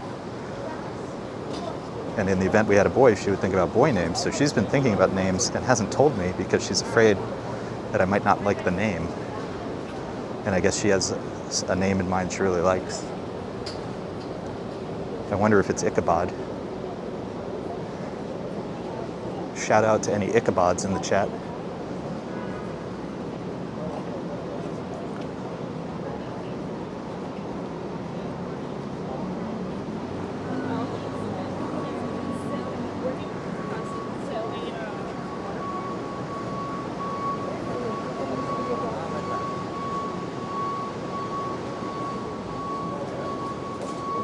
Carol's ready for fall, tired of this humidity. I gotta tell you, it does feel like it's about 90 degrees today. I am sweating.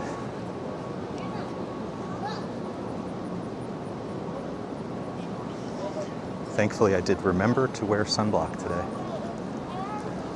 All right, this is one of my favorite pieces of art here. I am not interested in competing with anyone. I hope we all make it. That is probably, if I had much of a philosophy on life, it ascribes to that. Subscribes to that?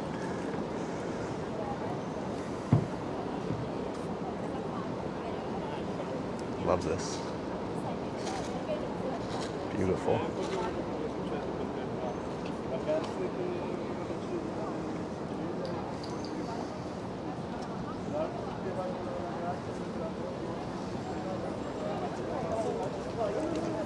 So they've added all sorts of food vendors on the High Line. And they have kulfi, which is one of those traditional Indian desserts. Coffee shop. Hope they have iced coffee today. They're not that bad. I think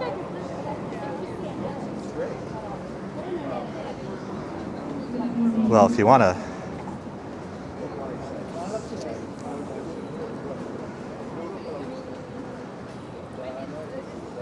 there's the Johnny Cash song, Boy Named Sue. I'm guessing recently that's probably not as politically correct as it once, if it ever was. But the message of the song of going through life with a challenge is certainly interesting. Lisa says yes, went to the Jack-o'-lantern Blaze and Horseman's Hollow. I mean, doesn't that just sound just like quintessentially fall? Jack-o'-lantern Blaze, Horseman's Hollow at Sleepy Hollow. Well, no matter what, one day we'll get to take Mini Bagel there. That sounds fun.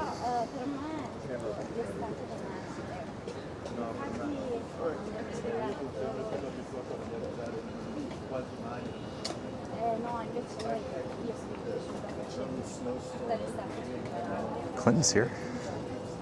Clinton, it's always good to see you, my friend. Thank you for hopping on. Yeah, we did a little bit of Park Avenue for Summer Streets. Cut through Hell's Kitchen. And now we're walking down the High Line through Chelsea down to the Meatpacking district.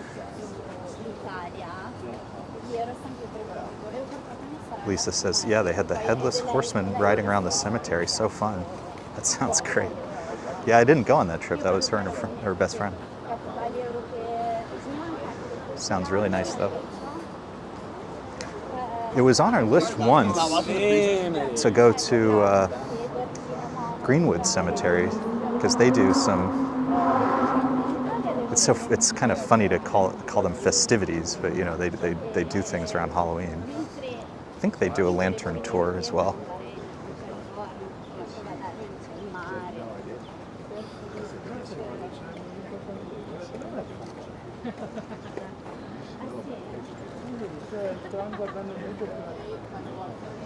Clinton asks, is the ringing in my ears gone from last Sunday Fun Day? So for those who don't know, we live streamed the Dominican Day Parade, which was incredibly fun. But towards the end, especially, like the last hour, there were these trucks covered in speakers playing the loudest music I've ever heard in a long, long time. Deafeningly loud.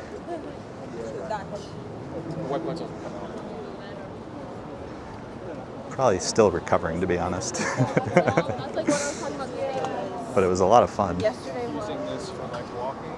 The funniest part was there was a former ambulance that they converted into like a speaker truck. And you could hear the ground, you could feel the ground shaking. Like in New York, sometimes when a subway comes by, you'll feel that. It felt like that. But it was the music.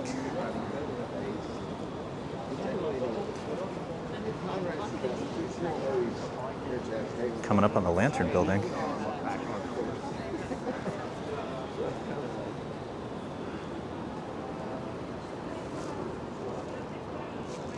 Some people call these the beer barrel buildings.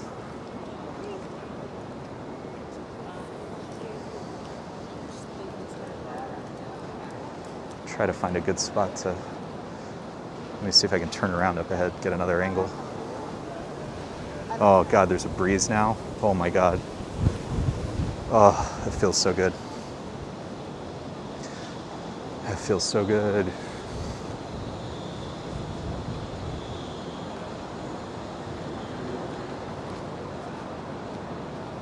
So this is what Adam was talking about in terms of exhibitionists. Like you could see right into people's apartments. I wonder how many of these they've actually sold, or if they're just whatever you call them, show units. Because it is a good question, who would want to live there?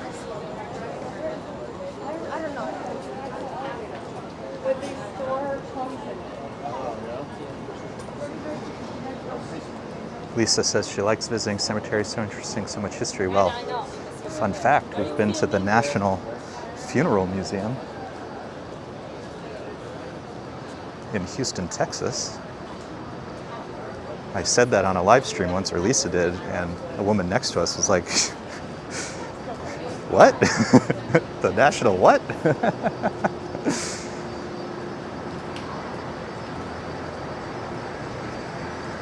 Yeah, that was a trip. Christian asks, is it mirrored on the outside? No, you can see right in.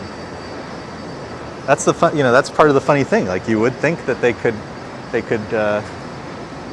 there's all sorts of treatments you can put on glass to make it so that you can't really see inside. They don't really use any of them. Oh, check out these flowers. It's perfect. Beautiful colors. Beautiful.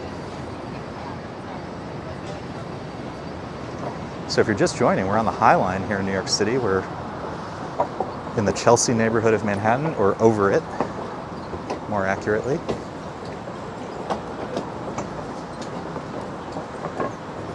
Coming up on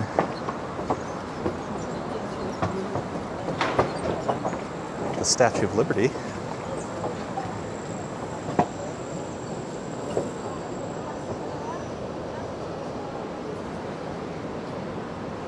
Whose face, I've been told, changes from time to time, so we will see what face is there today.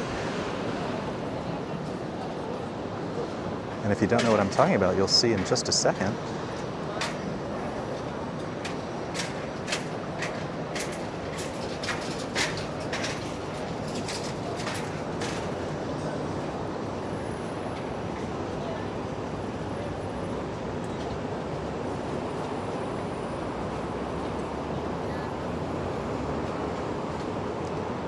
That's the Statue of Liberty. Did you think we would see it on this trip? I love it. I love it. All right, onwards. Onwards, campers.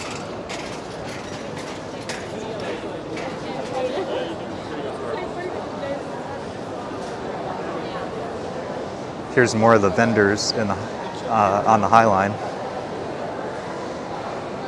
You can grab a drink, grab some food. Let's see what they have today. And obviously you can also grab some art. All right, they have paninis, ice cream. Let's see what things cost as well.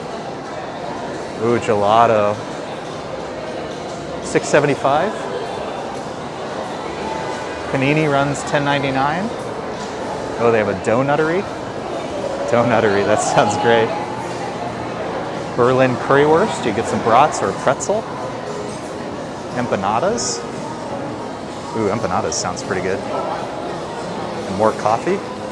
And then we haven't seen this open yet, but there's a bar down here that is open today.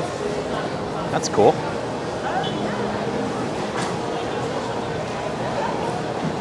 You know what we're going to do for a second is give me a second. I'm going to hydrate a little more. I'm also going to let the camera cool off, the phone cool off a little bit. It's very hot outside, and I've noticed we could get an overheat. So let's hang tight for a minute. I'm going to cool off, let the camera cool down, and then we'll keep onwards. Roy is here. Roy, it's so good to see you. It's my pleasure.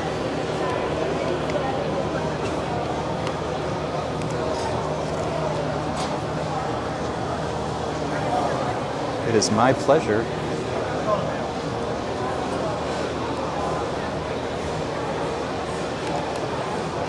So I try to have the camera, let me pan a little bit and I'll zoom.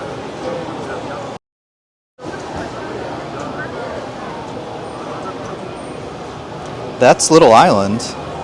I'm trying to decide if we should go to Little Island because my concern is there's so little shade there.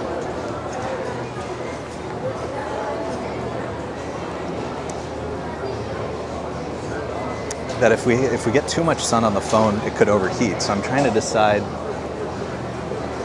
We may not do that today.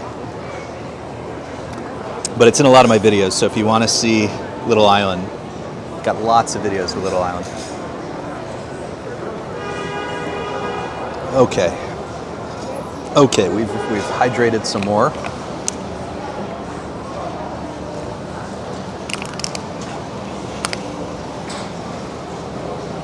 Lisa says I need a little umbrella for the camera. How funny would that be?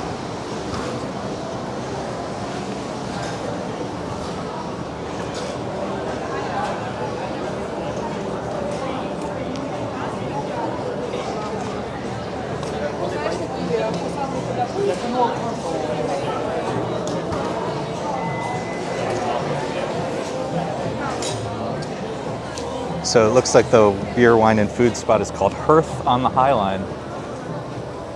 Well, let me fix the camera, bear with me.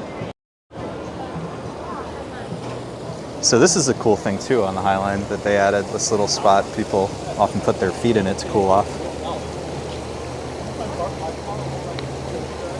Oh, Adam's asking, did I mention that I once carried ice for this purpose at one point? So, if you're really new to the channel and you dig into my back catalog, about a year ago, when the city was like just beginning to reopen, and I was at a moment in my life, I decided to walk every street in Manhattan and did it in 100 days, and I filmed it. And so it's kind of cool because I think by my research, maybe 10 people have done that I could find. It's not a very big club. It's a pretty small club. But I think I'm the only person who filmed it, certainly.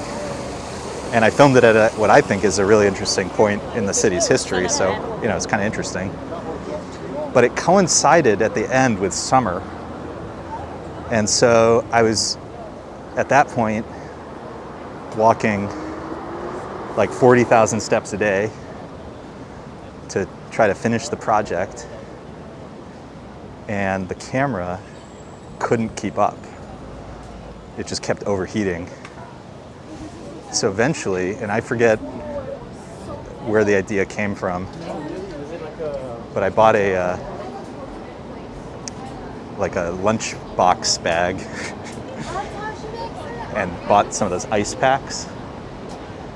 And so every time I finished filming, I'd put the camera in there and freeze the camera so I could get back to shooting as quickly as possible. High on my list of most insane things I've done in my life, in many respects.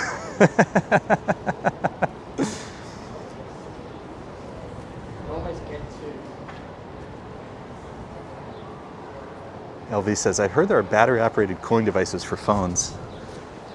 So, I mean, there may be, but the problem with all of this is when you introduce the gimbal into the equation, which is what we use to stabilize the phone, you can't add a lot of weight. And if you do, you have to get really fancy, meaning complex. So this is the standard hotel, and it's so bright I can't really see what I'm looking at, so if there's something inappropriate happening, enjoy. The exhibitionist hotel. So you can sort of see why, because it's just all these glass windows. I definitely see people in the windows. Hopefully they have their clothes on.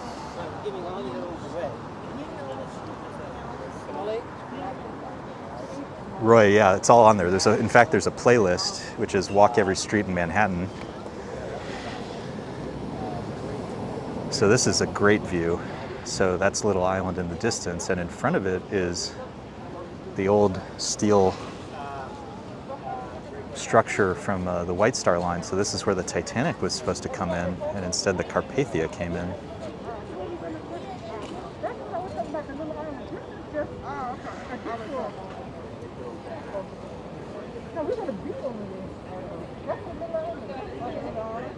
S. Field says, the moment in time we recorded, generations will watch those. Yeah, that's my thought exactly, is that like it was a really interesting moment. I mean, it was like this bucket list thing I always wanted to do, you know, and I did, and I agree, I think it coincided with this weird historical moment. So if you go back, like I did the High Line, there's like nobody on the High Line. And you compare that to today where, you know, for a while, all you see is the back of people. It's so funny. Coming up, this is a recent addition, but I think it's really beautiful. This sculpture slash fountain, really beautiful. Surrounded by flowers.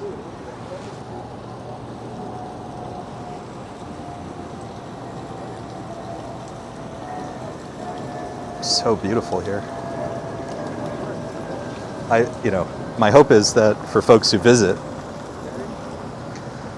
put this on your list. It's one of my favorite places in the city. Like I said, my suggestion is go to dinner at Malatesta or Malaparte. Go at like 8:30, have a late dinner, have a bottle of wine, and then afterwards, do a late night walk on the High Line. It'll be beautiful. And then you'll end up, you'll start at this end, you'll start at the southern end of the High Line, you'll end up at the northern end, and you can, there's the subway right there, or you can grab a car, get wherever you need to go.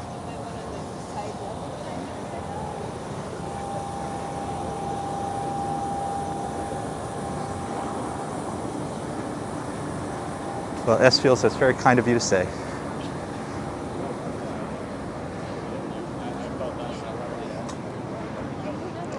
So this is the Whitney Museum of American Art, one of our favorites. And maybe Lisa can share the hours of the Whitney, because maybe in fact you could go to the Whitney, then go to dinner, and then do the High Line, and we're making a whole day of it. The Whitney is really wonderful. Really, really wonderful.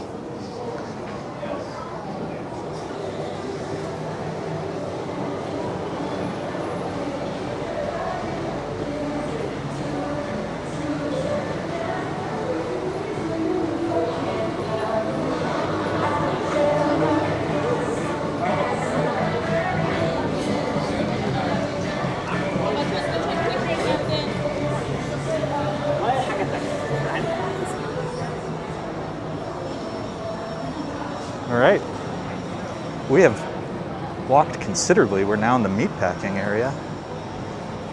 And then as we continue south, we'll get into the West Village.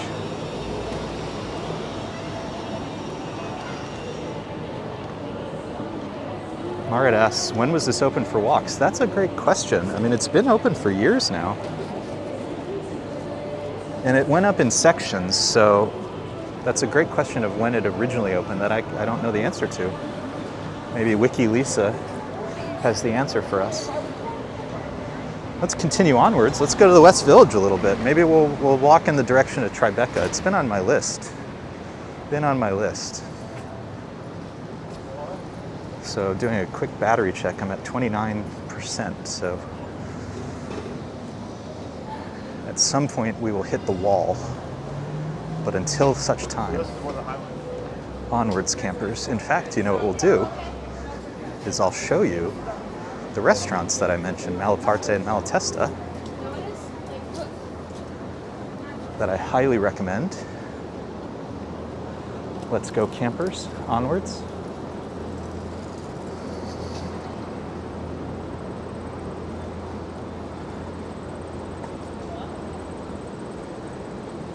Okay, so we have a Whitney update. Whitney is closed Tuesdays and then until 6 p.m. every day except Fridays when it's open until 10. Okay, so that's the answer. Go on Friday. Go to the Whitney in the late afternoon. So you've had a great day, you've done all the things. Late afternoon, go to the Whitney. Have like I said, have like an 8 p.m. reservation at Malaparte or Malatesta. And then afterwards, walk the High Line. That's my suggestion. And you'll have a blast, I guarantee it. S Field's battery goes fast in the heat. Yeah, it really does. Really does. Check out these buildings. Look at the top of this building. They've got like a, look at this. Let me see if I can zoom in.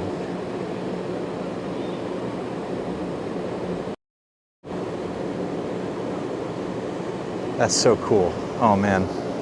So they've got like a rooftop patio deck situation.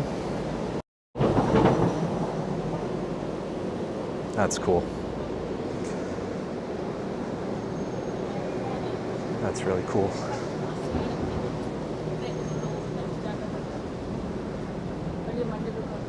Oh, we got the filming signs. Bandana. Okay, so bandana is a code name. If someone can Google NYC filming bandana, it'll tell us what the actual name of the show is. I'm just blanking on it. Bandana. Oh, you know what it is? It's that, isn't it American Horror Story? I think it's American Horror Story because I think it's set in like Meatpacking.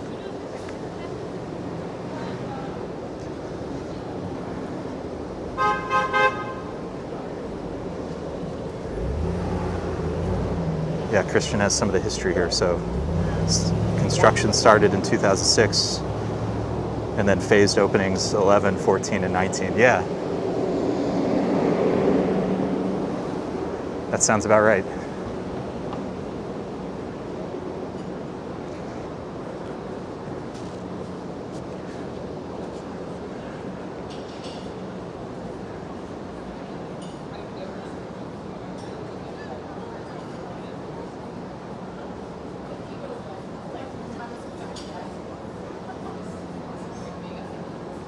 So this is one of them.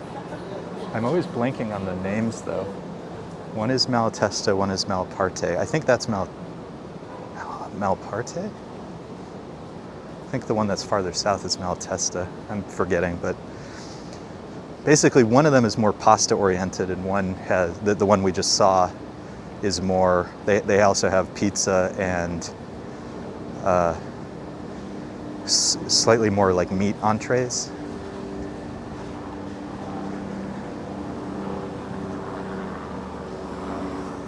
AHS, yeah. It's hard to remember, and I wish I understood the backstory because some of the signs use the actual name of the show and then sometimes they use code names. which you can then easily Google and figure out what they are. So I don't really understand exactly the point of having to use a code name. I mean, I guess they just want to make it a little harder for folks, but it seems kind of silly to me. Lisa says, all the random things Sean has in his head, fascinating. I know, right? It's a bizarre melange. Look at this building. Holy cow, there's just so much beautiful stuff down here.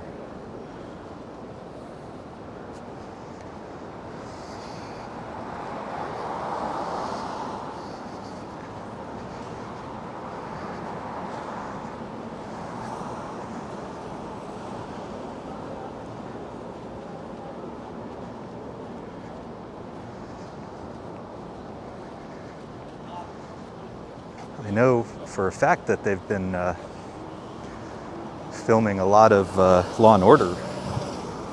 I keep seeing that on Twitter.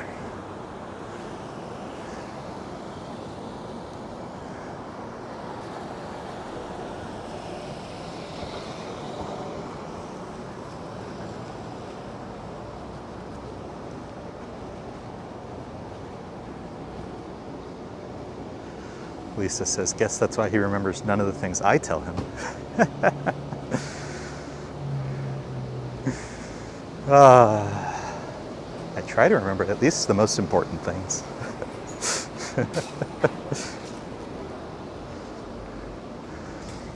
Bad with the dates, bad with all sorts of stuff, but I happen to remember that Bandana is American Horror Story. Marit is asking, which part of town is this? So we are now in the West Village. And in fact, I would call this the far West Village.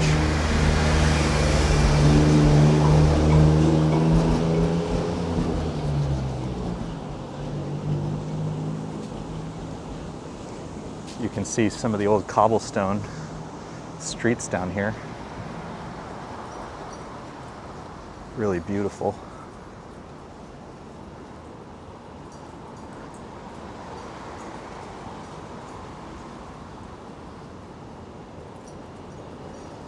Really beautiful down here. So we're on Washington Street.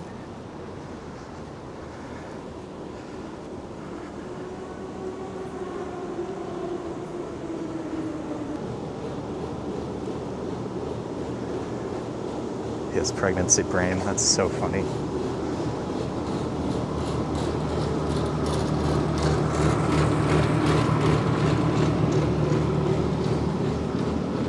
Some of my favorite buildings down here, you know, actual houses. These are things you don't often see in Manhattan.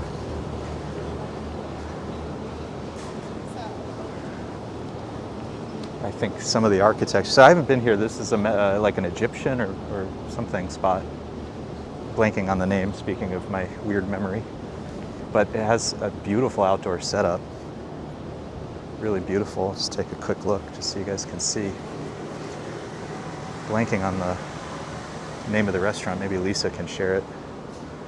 But really beautiful. There's so much good stuff down here. Really recommend the restaurants in the West Village. I think we've talked about this. If money was no object, the West Village is really high on my list. Christian asked if I'm from the West Coast. No, I'm actually from Texas. We were talking about Texas a while ago.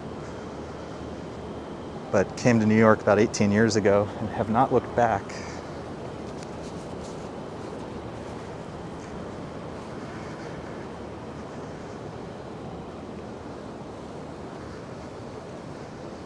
Though I do wish I saw my family more often. That would be nice. But we are also spread to the winds all over the country.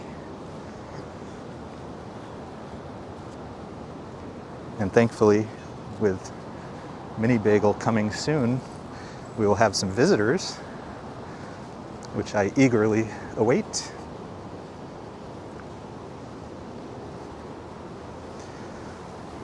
Yeah, I wish they kept the cobblestone.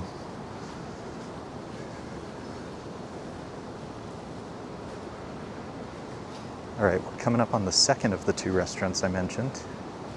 like I said, they're, you know, walking distance.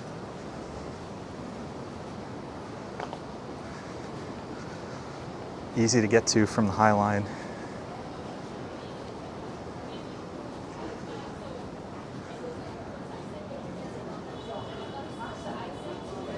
Highly recommend this.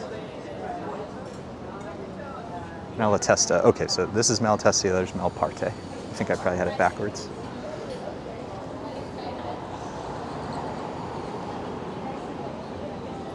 Field says 18 years. You're a New Yorker. Yeah, and Lisa's at 16 years. I agree. I think we are New Yorkers. All right, so like I said, my recommendation, go to the Whitney. Go on Friday so it's open late. Go have yourself dinner at Malatesta or Malparte. And then go to the High Line late at night. It's perfectly safe. You'll have a really wonderful time. Let's go check out the water. Marit asks, I wonder which areas in NYC are considered to be the safest. Yeah, I mean, we were talking about safety earlier. You know, I think it's important to be, I think it's often helpful when you're around people.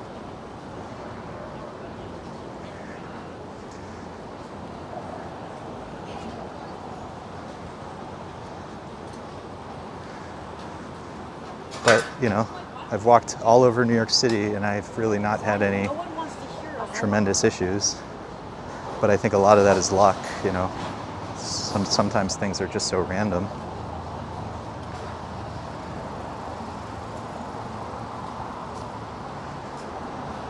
But for example, you know, during the day, Midtown is perfectly safe, but it gets very empty at night. You know, so would I want to walk around, you know, at 10 p.m. Midtown? You know, maybe on Fifth Avenue, but on a side street, you know, maybe less so. I don't know. I like when there's, you know, somewhat more people around. So these are good questions. I do not have all the answers, I'm afraid. All right, we're going to cross over, go to the Hudson River Greenway.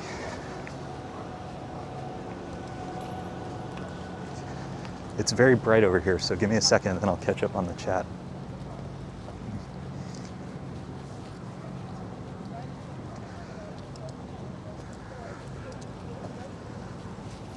Let me safely cross. So there's a bike lane, they're supposed to yield, but they never yield.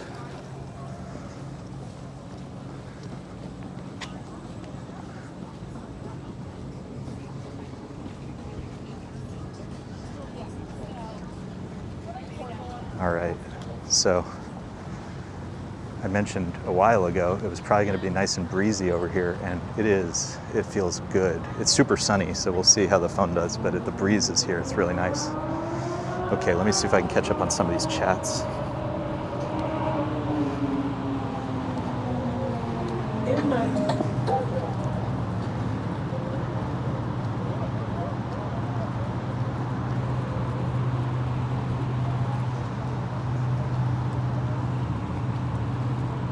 Yeah, S-Fields mentioned look confident, know where you're going. That's like when I give people advice, because, you know, sometimes in the chat, for example, the other night it was like a young woman, she said, if I traveled to New York, you know, is it safe for me to walk around? And that was the exact advice I gave. You know, it was like, know where you plan to go and, you know, look like you have a place to be. I think that often helps.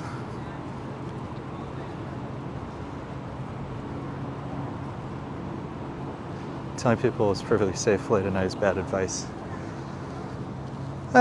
You know, I think others in the chat have already responded, but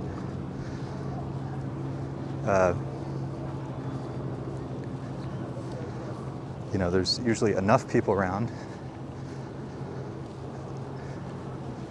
that I feel confident doing that, and I feel confident recommending. I'll just put it that way.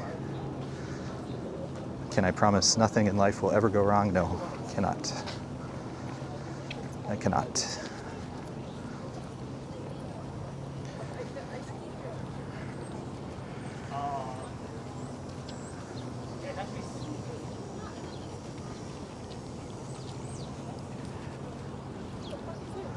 People will look at him dirty. I'm like,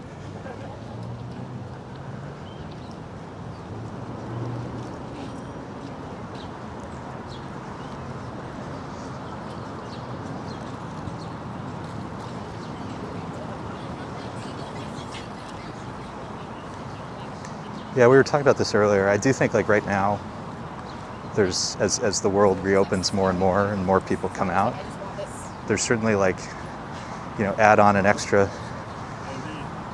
whatever percent you want to add on, 10%, 15%, 20% of, you know, folks who are struggling to reintegrate socially. So I'll give you an example. Lisa and I were at a coffee shop on the Upper East Side, perfectly nice coffee shop. And we got our coffee, we were sitting, I think we were gonna meet a friend in a little bit, and the coffee shop was closing, so we were some of the last customers at the coffee shop. And we were sitting there enjoying our coffee, and a woman came up to get coffee, and the coffee shop had closed. The door had the hours, it was visibly out of the hours. And she was kind of pointing at the hours, and the staff was, you know, kind of shrugged like, we're closed. And she immediately, her personality changed and just started screaming. And, you know, you would not have, all I can say is you wouldn't have expected that in any way. She looked perfectly like a respectable Upper East Side random person. And just this one little thing completely set her off. It was scary even. Like something so little as the coffee shop had closed, you know, 20 minutes earlier. Like that's the stuff that you can't predict, you know?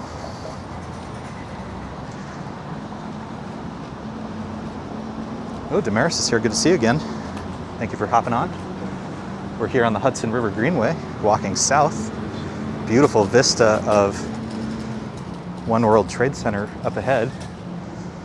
Talking a little bit about the safety of New York.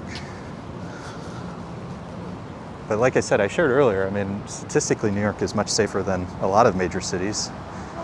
Fewer murders, the murder rate is lower, for example, than Miami, which I don't think is, you know, if you asked a random person on the street whether that's what they imagine is the case, I think they wouldn't. So that's kind of where I'm coming from. Statistically very safe. There's a little bit of an unknown factor of the world reopening. Beyond that, use your judgment. Be aware of your surroundings. I think, you know, to some degree be confident. There's not much more you can do if you want to engage with the world. Get into what was going on there precisely, because, you know, everybody also has a bad day, and, you know, it has been a real struggle. And we were talking about the price of rent earlier, you know, so I don't want to get into people's heads. My point was just, you know, there is this factor right now that I think is probably a little higher than it would normally be. But there's also like not a lot I can do about that.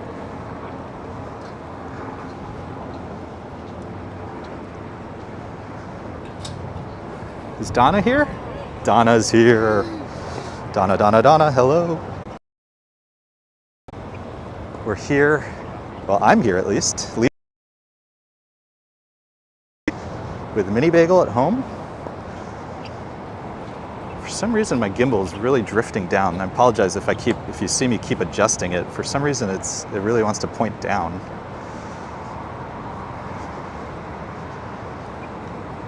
Weird.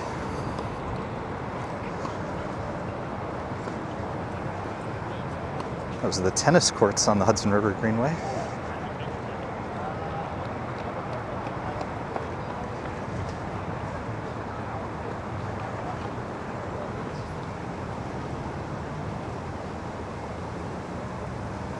Donna says, I think there's an unknown factor everywhere you are. Yeah, I mean, you know, there's always the unknown, and then there's like the world reopening unknown. It's a little higher than normal. You know, be mindful. But you know, if you overcorrect, then look at all these kayakers. I've seen people kayaking. I've never seen this many. Holy cow, that's cool. This is like the perfect day for that. Oh my gosh. Check this out. Okay, I mean, they probably look like tiny little ants on the screen right now, but as we get closer, you'll see. Let me see if I can estimate. 1, 2, 3, 4, 5, 10, 15. There's probably like, I don't know, maybe 40 kayakers?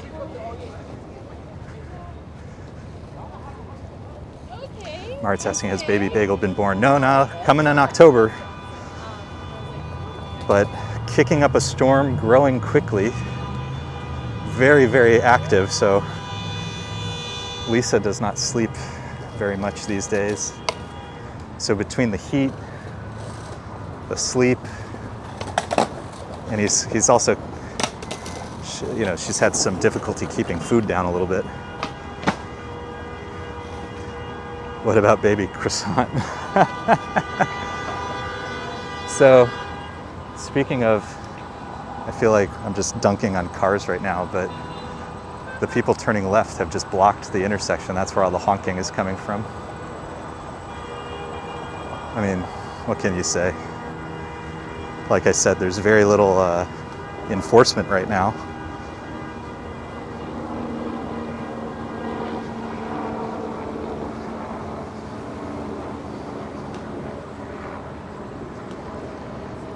And the result is chaos and a lot of honking. Sometimes people who aren't super familiar with my videos will say, why is this so noisy? And I'm like, it's New York City, but it's also because there's so many honks. Say free kayaking, so maybe it's part of the free kayaking thing.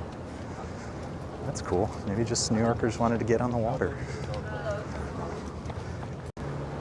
Hope you had a great time in Coney Island. I'm a little jealous. Oh, I see, we got some buffering.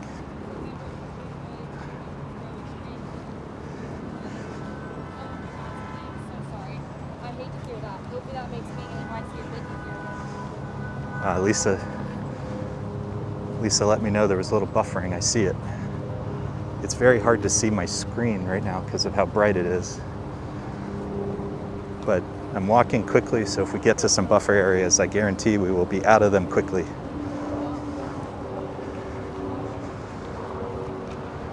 Do you see the kayakers? There's so many.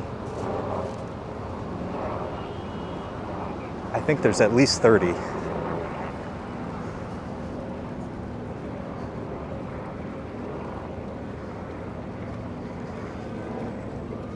So cool. I love seeing stuff like this.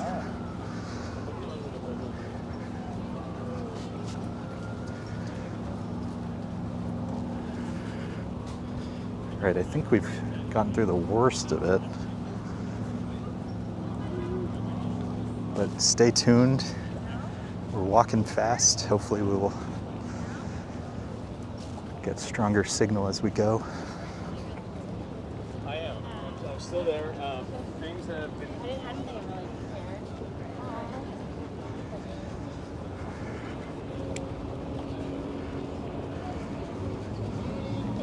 My watch just let me know we have hit 7 miles. For those taking note at home, we have burned 941 calories, supposedly. I have earned my beer for the day.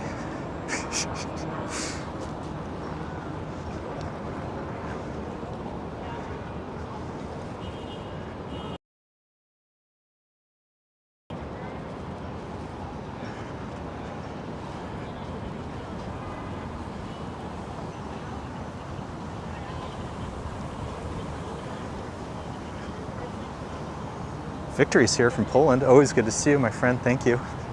Adriana asked, I wonder if they're here for a tour. So I think there's this whole free kayaking program. In fact, there's a line here. So I wonder if it's like you can get out on the water for some amount of time for free. I think it's a great program.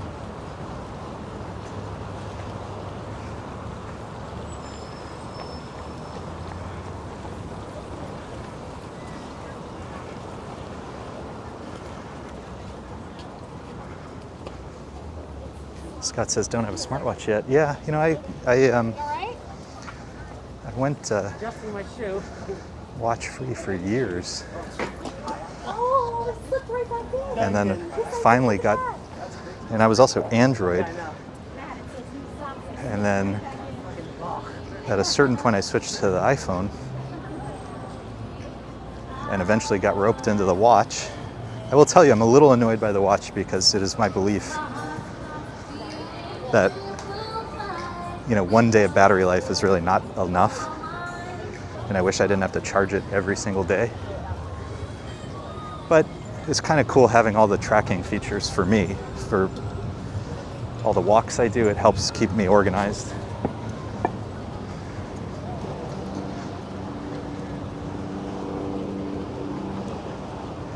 ABX girl, hello.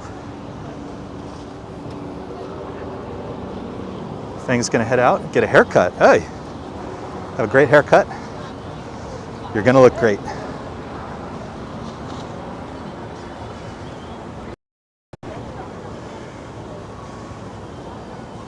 Thanks, Fang. Have a great day. Okay, battery check. We are at 16%.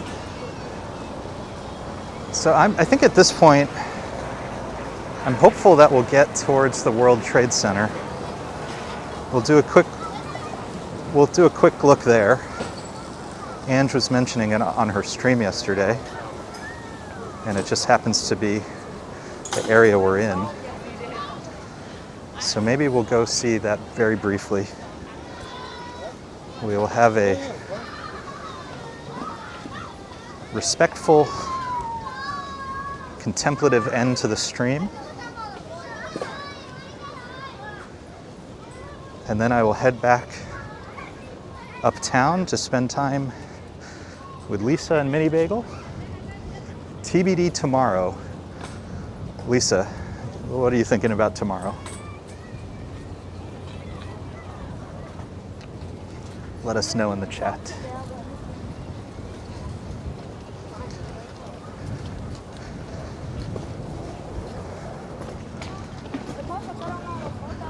And then during the week is when I usually share my recorded walks. And what I've been thinking is I may start to do more of them as premieres, like lunchtime US time. And if folks want to join the chat. So there won't be any dialogue, it's just me walking the city. But we can add the chat, so stay tuned. We did one on Friday, it was really nice.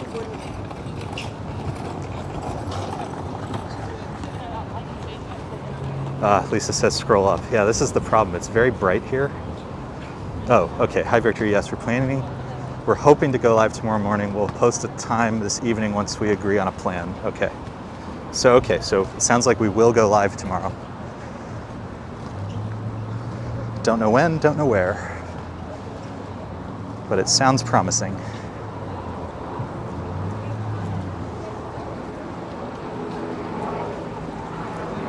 Well, Scott, you're speaking Lisa's language. She really wants a pet. I'm still wrapping my head around this whole new human thing. But TBD.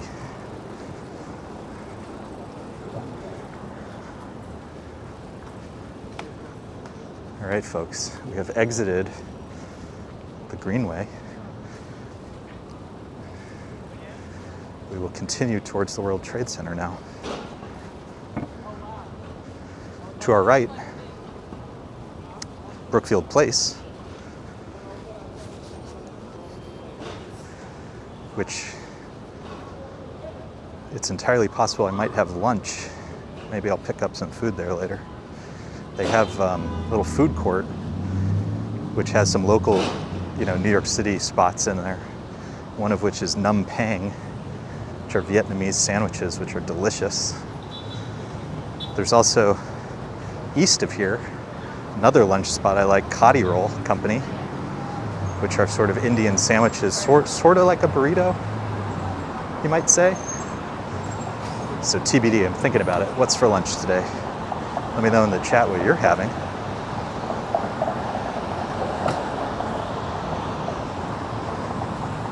Saw Lisa had a burger.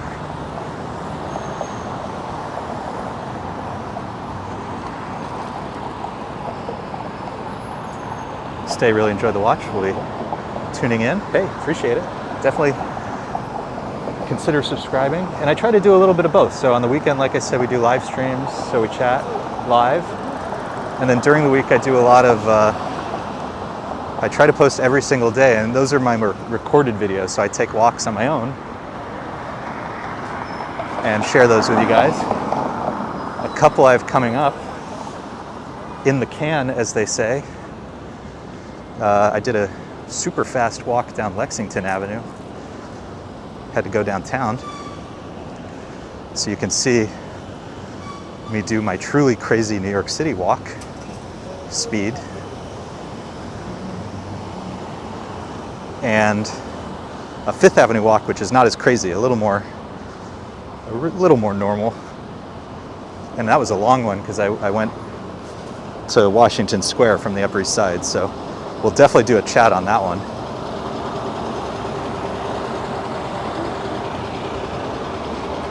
Lynn's having peanut butter sandwich. That sounds delicious. Lisa says the burger was doctor's orders, had to get her iron up. Esfield says, gonna need your doctor's number, Lisa. Mart's having pizza. Yum. Yum, yum, yum. It's one of our favorites.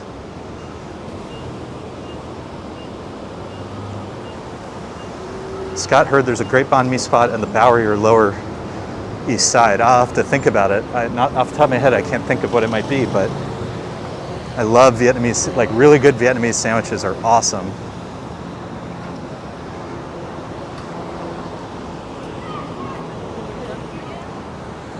Let's cut in.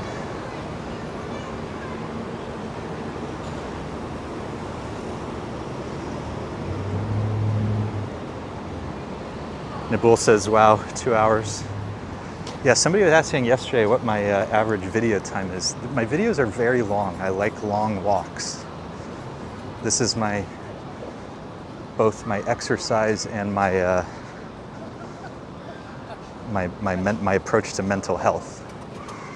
So the reason I have so many videos is, you know, I'll listen to an audiobook or a podcast or something and like kind of tune out and just, you know, walk, you know, 4, 5, 6 miles. I find it is very good for my mental health. Donna got lunch and groceries via Instacart. That's awesome. I mean, that's been a big thing. Really made people's lives a lot easier.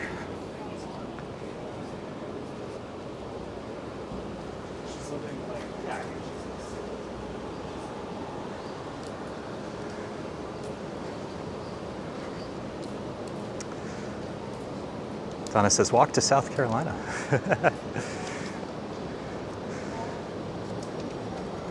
So there's a guy, so I've walked every street in Manhattan. There's a guy who walked every street in New York City. So Manhattan is about, there's something just dropped on me, which I'm really hopeful is air conditioning water. It's always fun when I have to run my hands through my hair and make sure it wasn't a bird. Oh my God, hate that. So I walked Manhattan, which is about 600 miles of street. The actual walking took about twice as much because you duplicate a lot of stuff when you do the avenues and the street. It is complicated, but you walk about twice as much, but it's about 600 miles. The guy who walked all of New York City, so all 5 boroughs, walked 6,000 miles, 10 times as much. But the reason I bring him up is he walked across the United States, which I think is fascinating. They even made a movie about him. There's a documentary about him. I'm blanking on his name, but maybe Lisa in the chat can share the name of the guy in the movie.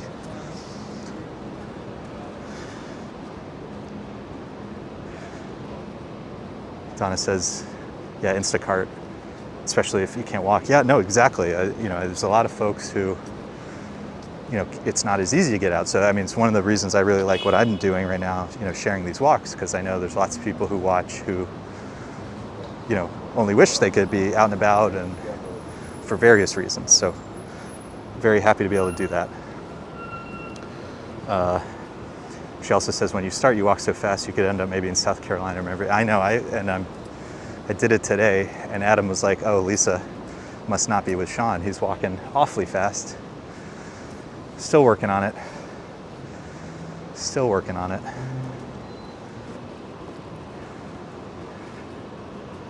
S. Field says, how very Forrest Gump of him. Exactly, that's exactly right.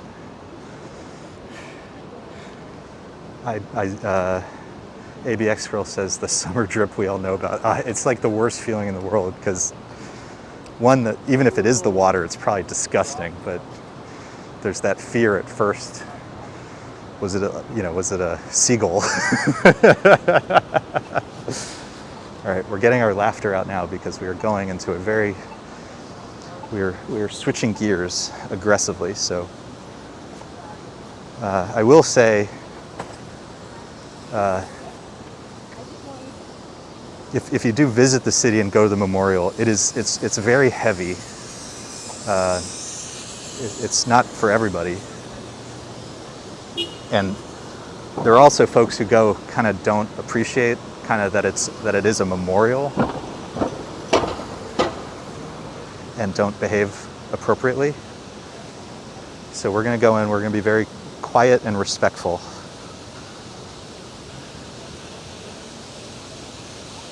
So a little less dialogue on my part as we enter.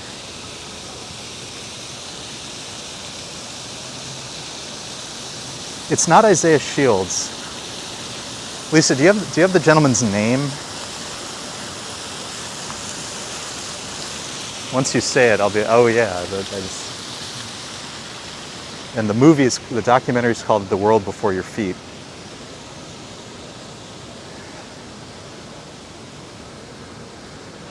And there's a couple books by people who've walked all the streets, which you can Google and find. Someday I'll add them to my community page on YouTube. So up ahead is the Oculus, which we know is intended to look like a bird. Really beautiful. And here's some of the buildings that are part of the complex, which are covered in the most beautiful art.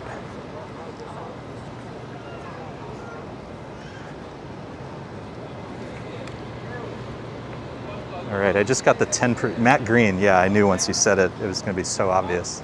Matt Green. Would love to meet that guy one day. So I just got the 10% battery alert on my phone. So we're going to go in briefly, pay our respects. Maybe we'll go over to Survivor Tree and we'll say our goodbyes. But in advance, just want to say thank you to everybody for being here. We had a nice, healthy walk today. It's always good to explore New York City, but it's really fun when I get to do it with you guys. And it's also nice knowing that Lisa's at home watching. This is something we've begun to share, which is really nice. So we're going to enter the memorial. We're going to walk by the North Pool and the South Pool, and we're going to head, unfortunately, rather quickly towards Survivor Tree just because we don't have a lot of power left. I'll do another here one day because it really is very moving.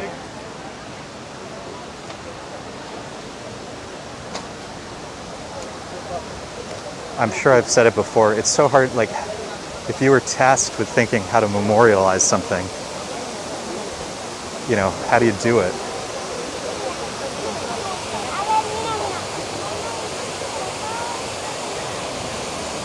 And I think they really figured it out in a very moving way.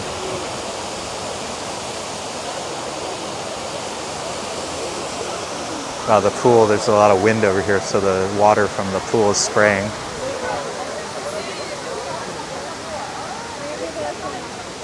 It's really beautiful. It's so hard to know what to say here. For those who knew people,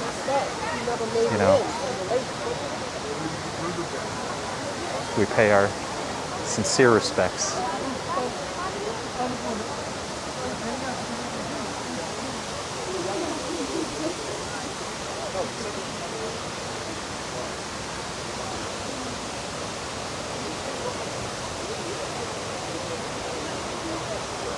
Maybe Extra was in the area. Oh my God. I mean, it's so hard to even wrap your head around the whole thing.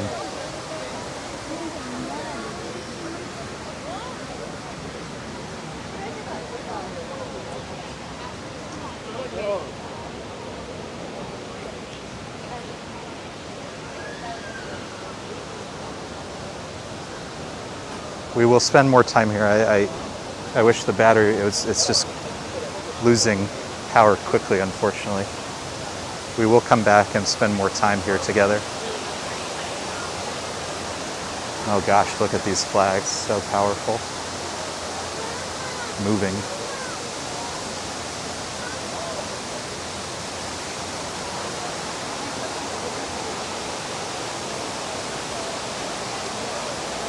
And like Lisa said, we will be back tomorrow. I don't know what the plan is for tomorrow. But we will be back tomorrow. This is Survivor Tree. Somehow survived. Was nursed back to health by the Parks Department. Just gonna come over here. So again, want to say a big thanks to everybody for being here with me today. That's right, S-Fields. It can be hard to know how to communicate, but it's a memorial first and foremost. Well, unfortunately, I think the phone is about to power off. So big thank you to everybody for being here. It sounds like we will be back tomorrow. So hit the subscribe button. Consider hitting the notification bell. Love spending this time with you. I wish everybody has a really nice Saturday. And signing off from New York City. We'll see you again soon. Take care, everybody.